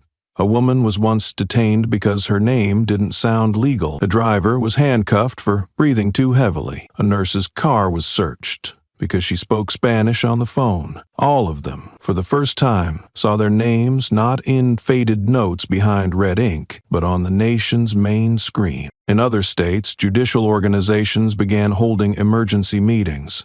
Internal investigation committees requested backups of detention records. Some police officials hurriedly issued reassuring statements. But for millions, seeing themselves in each record Monroe read aloud, reassurances no longer held sway, because for the first time, the system no longer had the authority to decide who would be heard. For the first time, a black woman entered the courtroom not to reclaim her name, but to correctly name others. The sound of typing gradually faded. Reporters lowered their cameras, not because there was nothing left to capture, but because something was unfolding in that room. Something too real, too human, too profound, that made every lens feel irrelevant. Monroe stood before the witness podium, not looking at anyone, not resting her chin on her hand, not leaning against anything like those who tried to pose with authority. She simply stood on her own 2 feet, with a posture that even those who disagreed with her could not turn away from, because in that upright stance, what people saw was not pride, but repentance. She looked straight toward the panel of judges,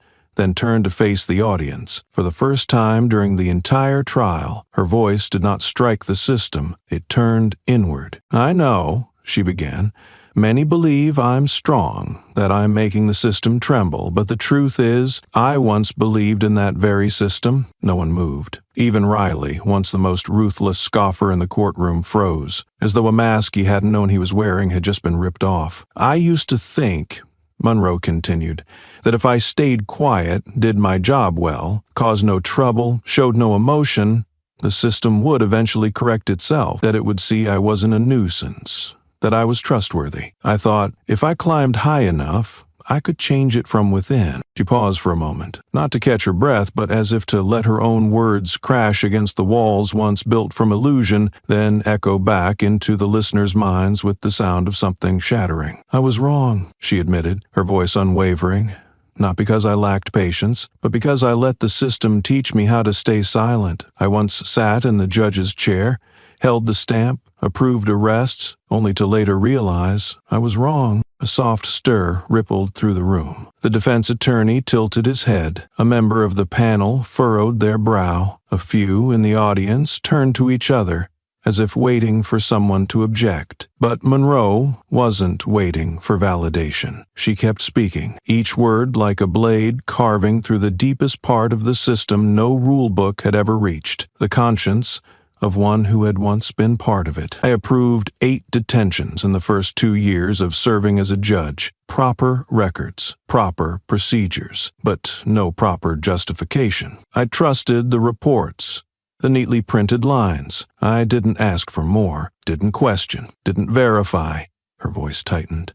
Just slightly. I didn't speak up, and that was my greatest mistake. The silence that followed was unlike any pause before. It wasn't the kind that comes from holding one's breath. It came from a strange kind of reverence, witnessing someone large enough to bow their head without losing their dignity. When she raised her head again, her eyes no longer carried the chill of previous sessions. They shone, a kind of shine seen only in those who have stepped out from the shadow of themselves. I'm not saying this to lessen my guilt.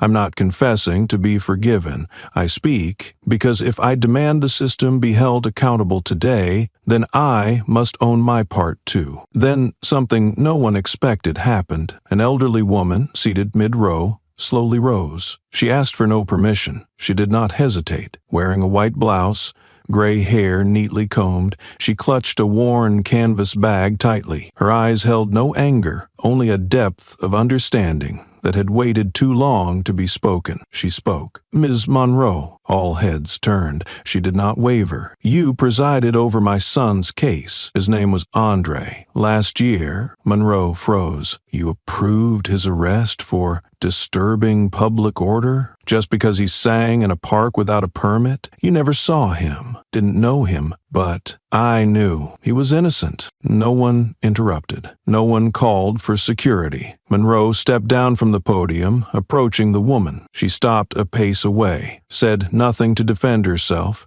didn't ask her name, just nodded, then bowed, slowly, without performance. A bow from someone who knew they had touched another's pain with the sleeve of a title. When she rose again, the woman's eyes were wet, but not with tears of hate, with tears of recognition. That, at last, her son, even in absence, had been acknowledged with 2 words, wrongfully accused. Monroe returned to the stand, a faint tightness now in her throat, but she didn't let emotion overpower clarity. "I cannot erase what I once signed, but I can rewrite what remains, not through the authority of a judge, but through the responsibility of a citizen." She looked around. "I'm not perfect. I once stood on the side of silence, but I don't stand there anymore, and I will not let anyone stand alone in the shadows of indifference like I once did." No one applauded when Monroe finished speaking.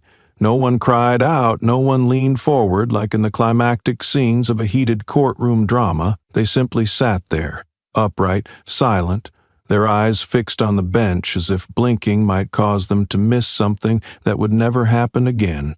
And they were right. No one in that room still believed they were watching a legal trial, because at that moment they were witnessing a cleansing, not just of the system, but of something within themselves. The presiding judge, the one who had spoken the least throughout the trial, looked up and nodded gently. There was no need to strike the gavel. No need to read the verdict in a booming voice like a TV announcer. He simply spoke, like someone who had to carry out the final formality after everything else had already been said through gazes, silence, evidence, and the unspoken acknowledgement among those who once believed themselves above others. With the evidence presented, the court declares Officer Nathaniel Mason is permanently stripped of his badge and barred from holding any law enforcement position within federal jurisdiction. Officer Riley James is referred to the Federal Criminal Investigation Agency for prosecution on charges of record tampering, falsified video documentation, and violation of civil rights while on duty. From the right-hand seating area, a middle-aged man, the representative of the local police union, bowed his head and reached up to remove the blue ribbon from his chest. The act was captured in full by a photographer. The image spread across social media within an hour, with a biting caption, "When no one dares admit they once supported those who thought they were the law." That same day, the union's official account released a statement with no named author, claiming to respect the verdict, but the comment section was disabled after a surge of backlash, mostly from families wrongfully detained in the past. They weren't asking for compensation, only for an apology that had never come. Riley did not lift his head, did not react. But his defense attorney, the one who had told the media that my client merely followed internal protocol, withdrew abruptly after the verdict was read. An investigative outlet revealed that the law office had received dozens of rejection letters from nonprofit organizations within the past 48 hours. In one leaked letter, the head of a civil rights group had written a single line: "No one forced you to choose your clients, but the community has the right to choose who no longer represents them." 2 days later, the law office shut down one of its branches. On the removed signage, a dusty outline remained, proof that the legal system was no longer a place where everyone could hide their hands beneath the robe. There were no whispers, no one whistled, no one collapsed into their seat in relief as if justice had finally been served. Because, in truth, justice was not handed down from the judge's lips. It had already been seen in the presentations before. It had been laid bare in the silent confessions of official reports, in long-forgotten emails, in buried files. A public administration professor who had once gone on television to accuse Monroe of manipulating public sentiment with a facade of moral superiority was present in the courtroom that day. He did not speak, but when he stood to leave, a student recognized him and raised a phone to record. In the clip later shared on Twitter, he lowered his head, walked briskly, and shielded his face with a folder. The poster of the clip said nothing, only added the caption, "When silence is no longer a weapon, but a consequence." Riley left his seat, escorted without handcuffs, but no one looked after him. A courthouse staff member quietly approached the edge of the witness stand, picked up Riley's half-finished water bottle and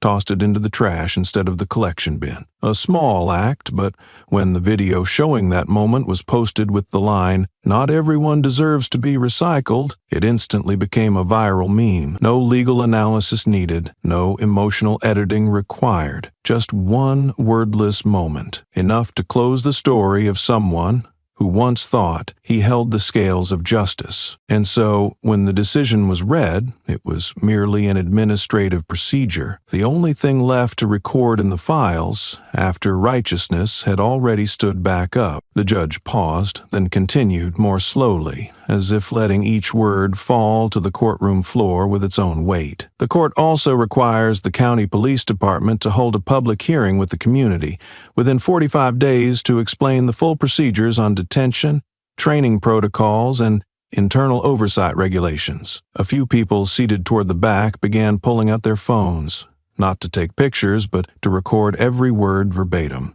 They knew this was not just a verdict for 2 officers. This was a verdict for how an entire system had quietly treated power as a privilege and citizens as exceptions. In the hallway outside, several individuals who once held advisory positions within the department, including the author of an internal report that dismissed any procedural violations, stood watching the live broadcast. When the words "mandatory public hearing" flashed across the screen, one of them quietly unpinned their badge, slipped it into their pocket, and exited the building without farewell. No one stopped them, no one called after them, because everyone understood. This time, those who once sat in the shadows wielding pens of authority would have to step into the light and face questions from the very people they had once ignored. In the courtroom, still heavy with tension, a local news reporter, who had initially defended Riley and Mason in his broadcasts, calling Monroe a moral pretender manipulating the crowd's emotions, raised his camera to get a wide shot, but no one made way. The woman seated in front of him,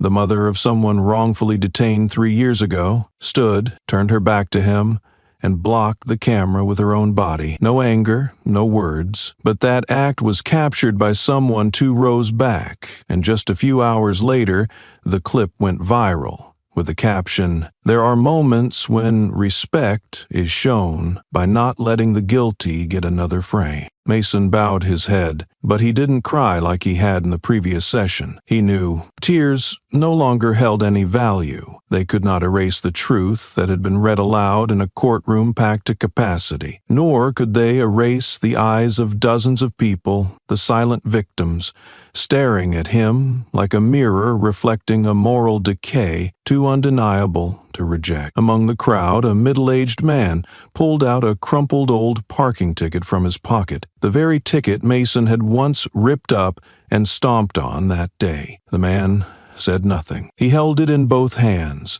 raising it to eye level as a reminder that shame might be brushed aside, but memory remains untouched. The court staff members saw this act and, after the session, pinned that photo to the internal bulletin board, not as a lesson, but as a reminder that contempt often begins with the smallest act, and from there, the greatest reckoning can begin. Riley did not lift his head. He said nothing, and he didn't react. Because he understood, the final word never belongs to the one who thinks he can control everything through live streams and handcuffs. He had once been a master of public perception, a man who knew how to construct his image in front of the camera, but now no camera sought him out. The lenses had turned elsewhere, not because Monroe spoke, but because she remained silent. And that silence, for a man who lived by the lands, was a verdict heavier than any sentence written into a legal document. Monroe didn't turn to look at them. She simply stepped down from the bench,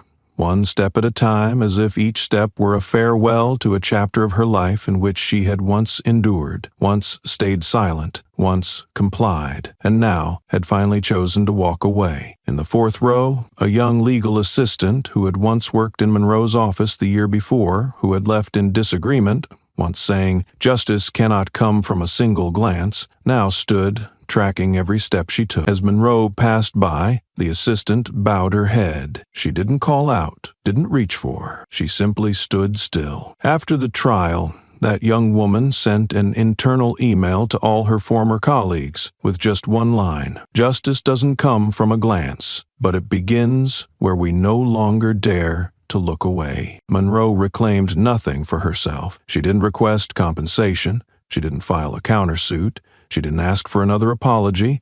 She had done something greater than all of that. She had forced the system to look at itself not through a gavel, not through vengeance, but through truth, sharp as a blade, cold as data and beyond distortion. She walked past the rows of journalists who bowed their heads instead of raising their microphones as they usually would, because they knew this time they weren't here to interview. They were here to record what no one had dared write before. She reached the door. She didn't turn back. She didn't stop for a final statement as protocol often dictated. She simply placed a folded sheet of paper on the side table next to the wooden door, brushing its surface softly, as if handing back the key to a courtroom that everyone had assumed was about a minor violation, but had turned out to be the unearthing of a broken culture. In the third row, where whispers of dissent had once filled the air on the first day, there were now 2 empty seats. One belonged to a senior judicial official who had once waved his hand dismissively during a press conference and sneered,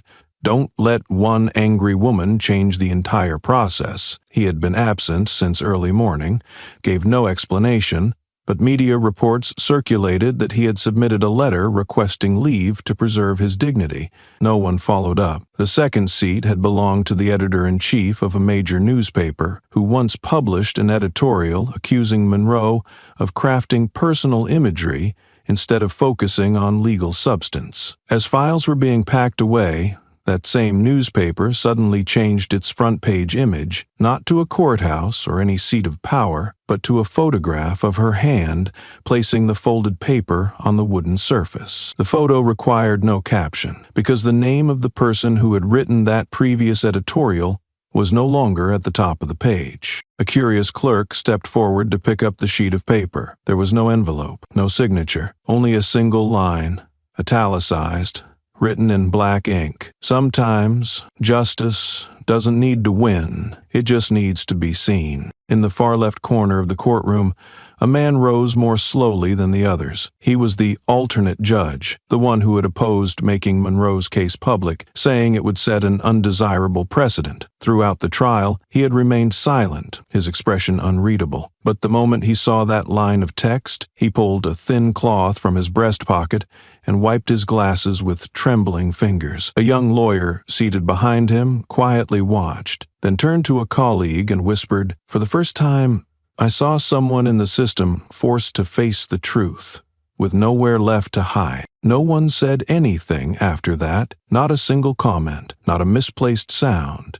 But on social media, within just 1 hour, the sentence on the paper appeared in tens of thousands of images, posters, even on temporary boards erected outside public buildings, as a spontaneous response with no central coordination. And later that afternoon, a senior member of the Federal Bar Council, who had once openly dismissed Monroe's case as judicial sensationalism, was formally asked by his own counsel to step down from his role as chief spokesperson. He gave no response. He simply stood, closed his briefcase, and left the meeting room in silence. No one saw him off. The room slowly emptied, but no one left in a hurry. In the hallway, a second-year law student from Minnesota, who had once shared the silent clip of Monroe on her personal account, quietly began live streaming. She said nothing, merely panning her camera slowly across each row of now empty chairs. For more than 10 minutes of live broadcast,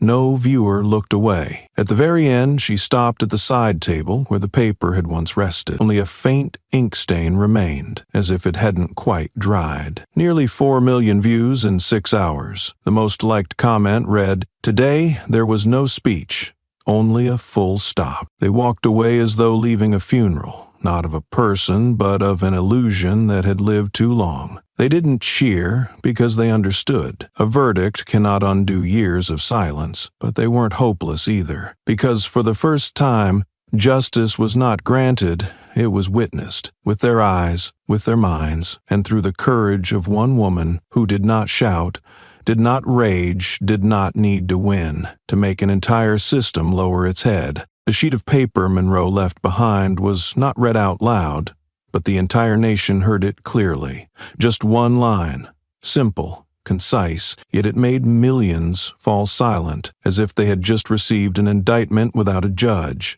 without a scheduled trial. That sentence did not resound in the courtroom, but it echoed in the hearts of those who had once been imprisoned by silence, who had stood on the margins of the law, who had been dragged through the streets without anyone asking, why? And this time, its reverberations didn't stop at the courthouse. It spread. Less than 24 hours after the trial concluded, national television networks unanimously rebroadcast Monroe's presentation, unedited, uncut, without commentary. But one network did something different. They aired a special clip, no voiceover, no background music, just Monroe, standing at the center of the courtroom, not speaking, not striking a gavel, not issuing orders, just looking, a gaze that pierced straight through the camera, not accusing, not pleading, but forcing viewers to ask themselves, have I ever stood on the side of what is right, or did I look away when wrong became too familiar? The video's reach went far beyond traditional media platforms. A veteran editor who had once mocked Monroe with a headline that read,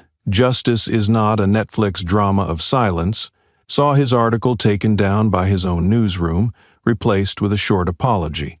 But social media wasn't so quick to forgive. A journalism student edited the old article next to a screenshot of Monroe's silent expression, adding a bold red caption, "You've said enough. Now it's our turn to silently watch you." The image spread like a verdict that needed no judge's signature, and within 2 days, the editor announced his resignation for personal reasons. A well-known political talk show, famous for its sarcastic tone, had used Monroe's trial as comedic fodder. In one episode, the host sneered, "She's silent because she has nothing to say," not because she's wise like people think. After the video went viral, the host's personal page was flooded with over 100,000 comments carrying the same message. She didn't speak, but we heard you loud and clear. The network had to disable comments, and the host canceled all recordings for the week to reassess direction. A conservative newspaper that tried to defend him was promptly challenged by its own readers. How many more times will you call justice a gimmick before it silences you instead? At a national academic conference on detention protocols and criminal law reform, organizers had invited a former police chief who had publicly declared Monroe to be nothing more than a product of personal anger and emotion as a keynote guest. But just before the event began, a group of law students hung a photo of Monroe staring into the camera at the venue's front gate, with the caption, "We don't learn from those who once shut their eyes to wrongdoing." The chief's speech was withdrawn from the program. In the revised agenda, his name was replaced with a blank line. His seat remained, but the stares from the audience left him without the courage to walk through the door. A local news anchor, once a vocal defender of Riley, recently avoided mentioning Monroe's name during a broadcast. He stated, "What happened was an unfortunate example of courtroom sensationalism, but viewers didn't let it slide. They clipped the segment, placed it alongside Monroe's silent gaze, and added the caption, 'You avoided her name, but you couldn't avoid that look.' The clip became one of the most shared videos within 3 days. When the show returned the following week, the anchor had been replaced, without a single announcement. Just one expression, not angry, not bitter, had made millions choke up, as if an entire nation were seeing itself through the eyes of a woman who didn't demand victory, only to be seen. On social media, the clip was shared millions of times within 2 days. A new hashtag emerged, "Judged by her eyes." No campaign, no influencers. People shared it as a way to say, "I saw, I understand, and I can no longer pretend I don't know." From there, something unusual began to happen. Not from the media, not from institutions, but from those who had once been silent. In the state of Nebraska, a retired police chief appeared on live television to apologize for having once refused to reopen a wrongful arrest case. Standing center frame, he paused for several seconds before speaking. "I thought I was keeping the system stable, but I didn't realize I was helping it hide what should have come to light." When the clip was re-uploaded alongside Monroe's piercing gaze, no conclusion was needed, because the public gave him what he had once denied them: silence, not forgiveness. In Arizona, a mayor announced a full review of all undocumented detention practices. He emphasized, "I'm not doing this to win votes. I'm doing this because that gaze has kept me awake for 3 nights." But on the 4th night, at a press conference, journalists bombarded him with questions, demanding full disclosure of previously withheld case files. A local paper ran a front-page headline, "Don't lose sleep over her, lose your power for hiding the truth." The words weren't harsh, but they were sharp enough to force an entire term of office into self-exposure. And then came California, a state long criticized for its policies against minority communities. A mass lawsuit erupted, launched by ordinary citizens demanding the release of all suppressed records from the past 5 years. The names of those involved in file censorship, including former prosecutors and chief inspectors, were widely shared with a blunt caption: "They are not criminals, but they kept quiet so criminals could remain legally protected." A former deputy prosecutor, invited to explain procedure-based decision-making, was cut off by the interviewer after just 3 lines. With a voice as cold as steel, "You may bring your law, but we brought that look." At the same time, in Seattle, a high school teacher who once warned students not to idolize Monroe out of fear of distorting social norms was formally challenged by his own class. In the filed complaint, the students wrote only 1 line: "You taught us to tell right from wrong, but told us to stay silent before someone who dared to expose it." The result?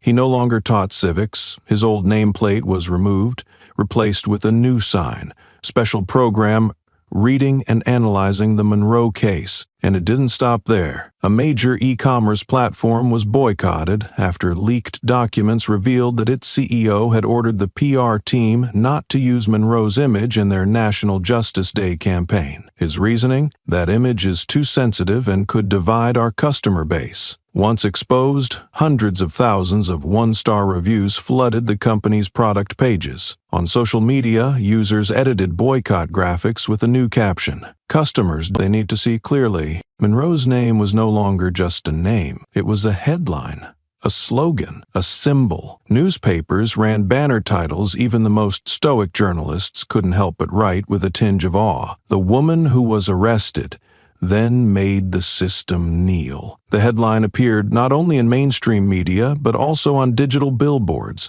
scrawled across school notebooks, and even became an exam topic in sociology classes at high schools. A 9-year-old girl in Georgia drew a crayon picture, simple, clumsy, but full of meaning. In it, a black woman in a black robe held a file folder, standing between two halves of the American flag, one white, one black, with a fold cutting straight across her shoulder, as if her very presence had forced the nation to confront a fracture long painted over with a coat of democracy. Her mother posted the drawing with a caption. My daughter asked, "Mom, why didn't she have to yell, but everyone still heard her?" Thousands related, thousands shared, not for the technique, but because the drawing said what no one else dared say aloud, that sometimes strength does not come from shouting, but from a silence so timely and so true it cannot be ignored. Among those who saw the drawing that day was a former internal supervisor from the New York Police Department,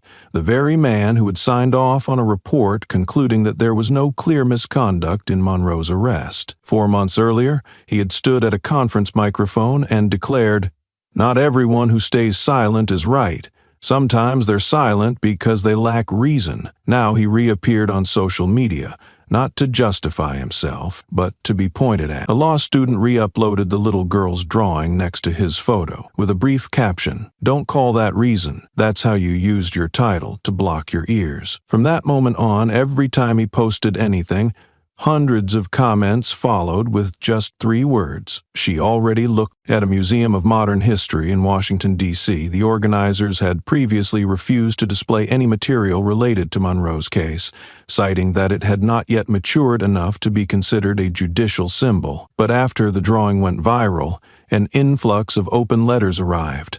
Not from activists, but from elementary school children. A 4th-grade girl wrote, "I don't know what law means, but I know someone who stays silent, and the whole country hears them, should never be forgotten." When the museum reopened its advisory board meeting, one seat, formerly held by the deputy director of communications, was left empty. There was no official explanation, but it was known that he had voluntarily withdrawn his name after his daughter brought the drawing to school and asked, "Dad, which side were you on?" A television analyst who once mocked Monroe's gaze as a well-staged camera move, went on air to comment after the little girl's drawing caused a national stir. He began with a half-hearted apology, then shifted to explaining that the media has a duty to verify symbolism. But mid-broadcast, a producer projected a screen behind him, not with statistics or graphics, but with a caption clipped directly from the viral video. "She didn't ask anyone to stage anything. You just didn't dare face what needed no staging." The commentary was cut off after 6 minutes. The host did not return to any broadcasts the following week. On the show's fan page, the scheduling update read only, "The truth has had enough time, but pretense has run out." At a high school in Texas, where the principal had issued an internal notice banning students from discussing the Monroe trial during homeroom under the rationale of avoiding polarization on campus, students responded with an action more powerful than any argument. Nearly 100 students simultaneously posted color prints of the little girl's drawing on the bulletin board with a handwritten note. "She didn't divide us. She reminded us we still have character." Reporters came to cover the story. The principal dodged cameras and refused to comment. 3 weeks later, the nameplate on his office was replaced. There was no announcement of reassignment, but his name no longer appeared on the school's faculty roster for the new academic year. No one told the little girl to draw. No one instructed her on what to sketch, and that was exactly what made an entire system, once arrogant enough to orchestrate public opinion, unable to withstand a box of crayons. And in that unrefined gaze, out of proportion, without perspective, people saw an entire nation bending low, not because of technical skill, but because no one dared alter that picture to make it false, because to do so would mean pretending they had never seen what was real. Right in the district where the trial took place, a young police officer who had publicly apologized in court, the only one brave enough to stand, remove his badge, and declare, "I don't want to be like them," officially submitted his resignation. He didn't frame it as temporary leave for re-evaluation, nor cite health reasons. His resignation letter contained only one sentence: "I can no longer enforce power on a foundation that has rotted." The letter spread like wildfire. No one knew his real name. He was simply called the one who removed the badge. In law student forums, his image circulated with the caption, "Bravery isn't about striking. It's about letting go of what you once believed was power." The story of that young officer reached the highest levels. One of the most vocal critics of his action, the Deputy Director of Federal Public Security, had once sneered during a speech, "Power is not for those afraid to face reality." He was later summoned for an internal hearing after it was discovered that he had altered complaint files related to an unlawful detention. When he walked into the hearing room, a young office staffer quietly placed a printed copy of the badge remover's resignation letter on his desk without a word, but everyone saw his hands tremble. At the same time, in a police academy in Virginia, a longtime instructor who had publicly opposed including Monroe's case in the training curriculum because it was incompatible with law enforcement standards, was met with a mass withdrawal by new cadets. In a petition submitted to the board, they wrote only one sentence: "We are not here to learn how to hold a gun. We are here to learn how not to need to draw one." The instructor didn't argue. He attended the final class, taught in silence,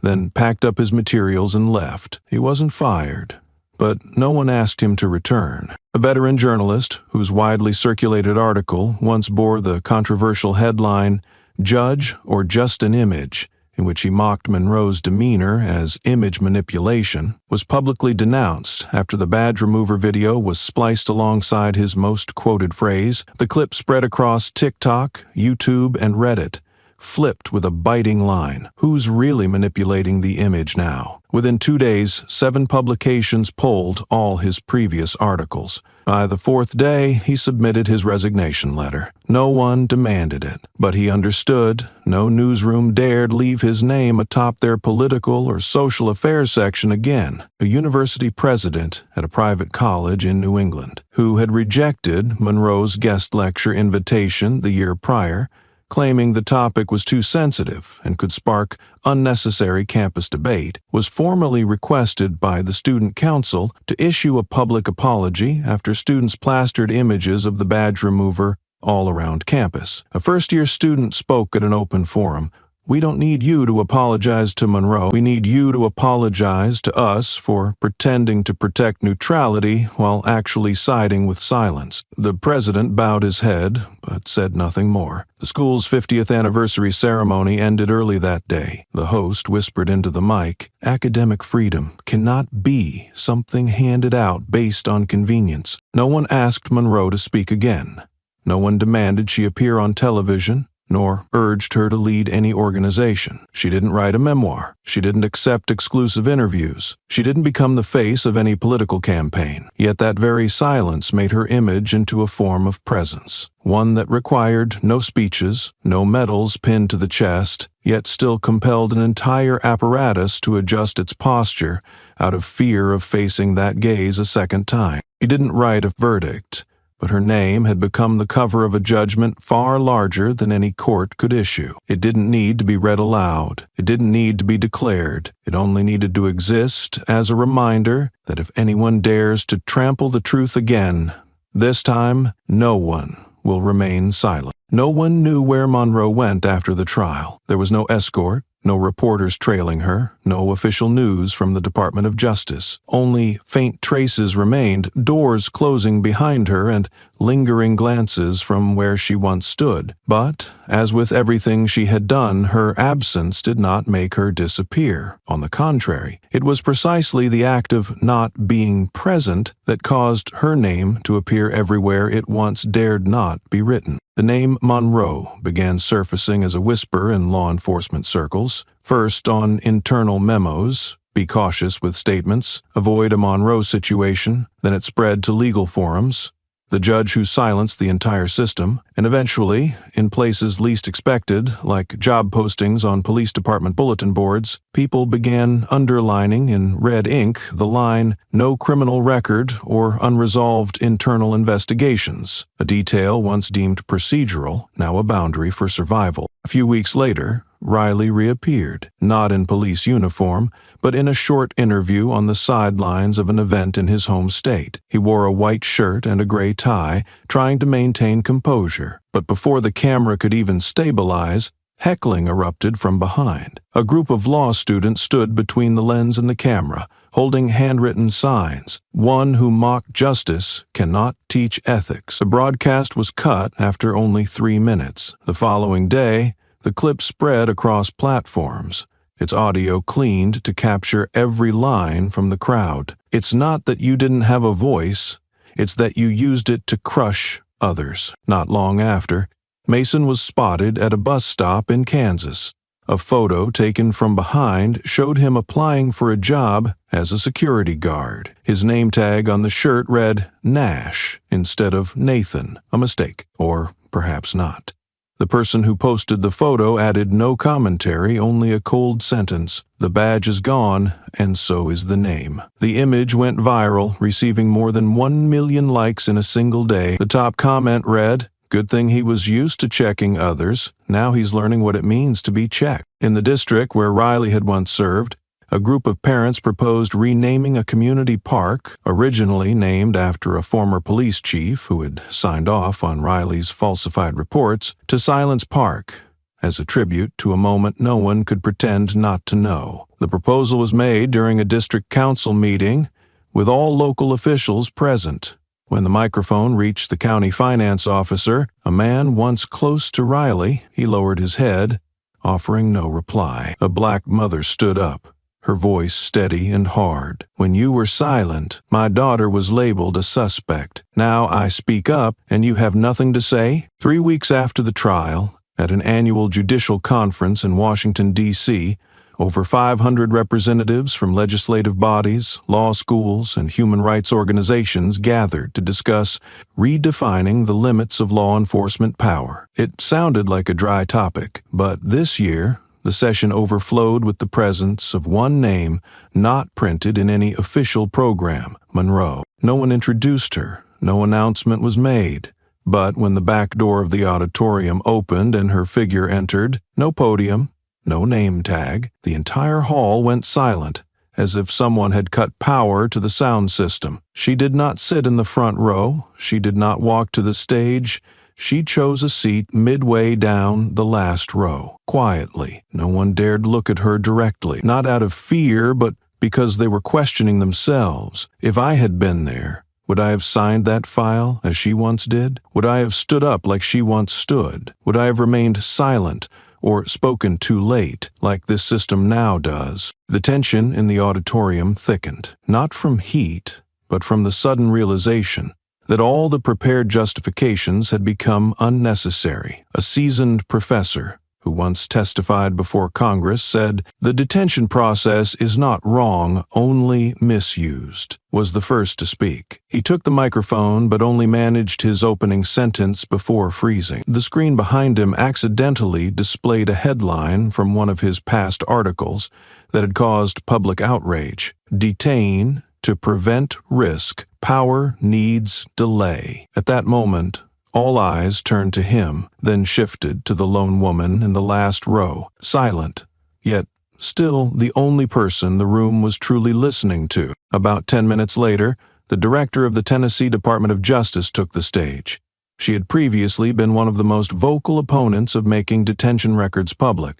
citing the risk of unnecessary panic in the community. As she approached the podium, a group of law students in the audience placed full-color printed folders in front of her, not to shout her down, but to remind her. The things she once tried to bury had resurfaced, and she was now the only one in the hall who had to lower her head while stepping off the stage. Her speech was cut short, not due to time constraints, but because no one was listening. During the legislative panels segment, Riley unexpectedly appeared as an unofficial guest, leaning against the waiting chairs in a white shirt, holding documents. He tried to maintain composure, carefully avoiding Monroe's gaze at the back of the room. But just as he was about to step forward, a firm no rang out from the program's logistics coordinator, who had once served as Monroe's assistant for years. No explanation was needed. No formal ban issued. A simple shake of the head from the coordinator, and the technician cut his microphone, as if his presence was something unworthy of being recorded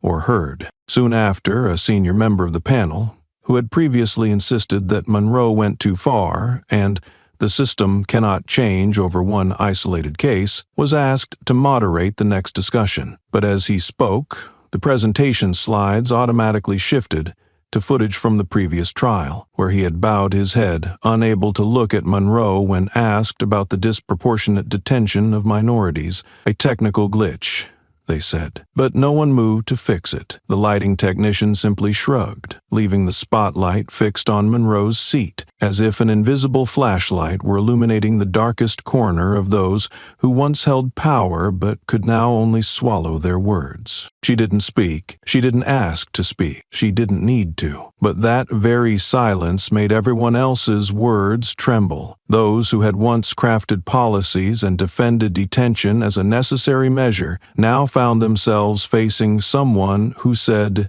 nothing, yet forced them all to reconsider every word they were about to say. At that very moment, in the state of Michigan, a group of state legislators announced a new draft bill named the Monroe Bill, the first law in the United States to fully prohibit detaining any citizen without an official file created within the first 2 hours. In the accompanying statement, the lead drafter wrote, "We are not writing this bill for credit. We are writing it so that no one ever needs to mention her name again, because the system will have corrected itself before another Monroe has to appear." That news spread quickly. 1 week later, the state of Oregon declared its support for the Monroe Bill model. Then came Vermont. Then Texas, a state once ranked among the highest in the nation for undocumented detentions. A senator there spoke at a press conference, his voice softening as he delivered the final line. "If one gaze can compel us to change the law,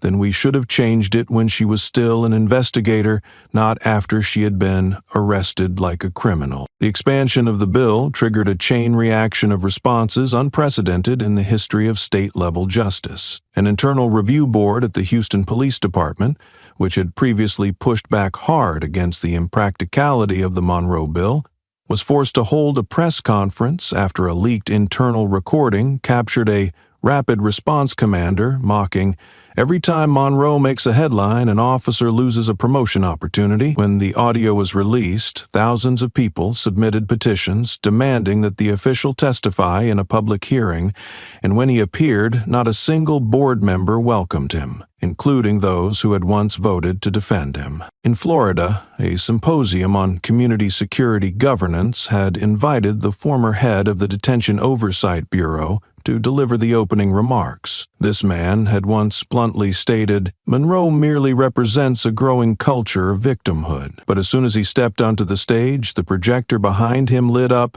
not with his slides, but with a new chart released by an independent human rights organization, showing that undocumented detention times in his jurisdiction were more than 4 times the state average.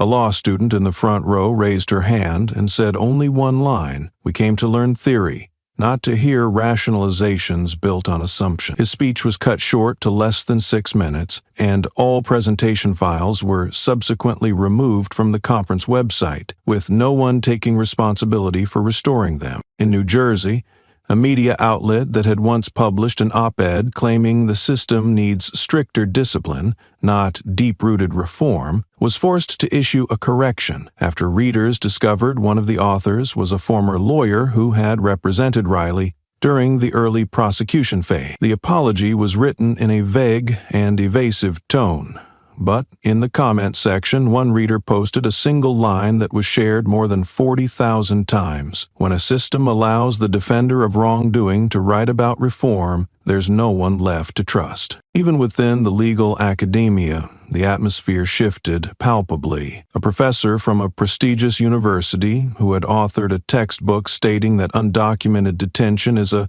flexible right of law enforcement in emergencies was publicly challenged by his own students during a live-streamed lecture. A female student stood, holding a printed copy of the Monroe Bill, and asked directly, "Why hasn't your lecture been updated with what's happening in real life? Or are you afraid that telling the truth means rewriting 10 years of curriculum?" The clip was cut from the university's internal system after 20 minutes, but re-uploads spread rapidly, sparking a nationwide academic debate. In this context, Texas's decision to adopt the Monroe Bill model was seen as a turning point, redefining the entire framework of power and its limits in public enforcement. And when the state senator, who had remained silent for months, appeared before the cameras and said, "If one gaze can compel us to change the law, then we should have changed it when she was still an investigator, not after she had been arrested like a criminal,"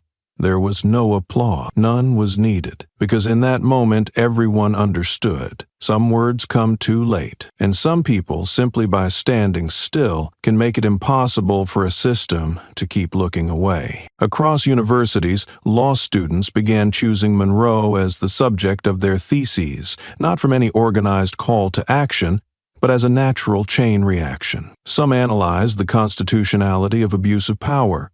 Others explored silence as a form of protest, but most wrote about something not found in textbooks: moral courage, not in theory, but in the form of a raw question. If I were Monroe, would I have dared to admit my mistakes in public? Would I have reversed the very system I once helped build? At Stanford University, a senior student was invited to defend their thesis before a panel that included the professor who had defended Riley in the early stages of prosecution. This professor had previously published a rebuttal to Monroe titled "The Law Must Not Tremble Before Emotion." During the defense, the student quoted that article and then cross-referenced it with case files Monroe had revealed in court, from the audio recordings to the camera deletion timestamps. No one interrupted.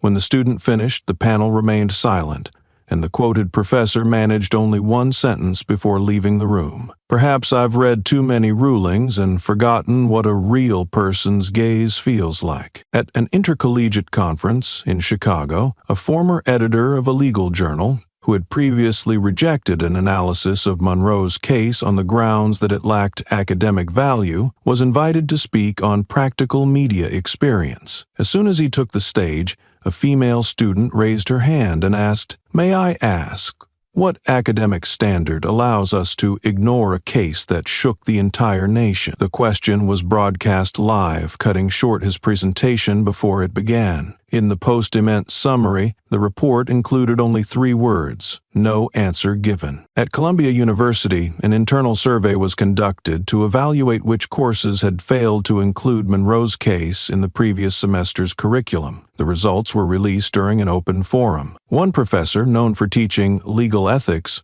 had once firmly stated in class that the Monroe incident is just media-driven emotional bait. He was formally petitioned by students to be removed from the required course list. Several students also emailed the administration with a statement, "We don't need to learn ethics from someone who ignored morality." At Yale, a senior lecturer hosted a closed seminar titled "The Legal Boundaries of Resistance." As the seminar began, a student silently projected an image of Monroe bowing her head during the trial onto the screen, with the caption, "Silence is not weakness.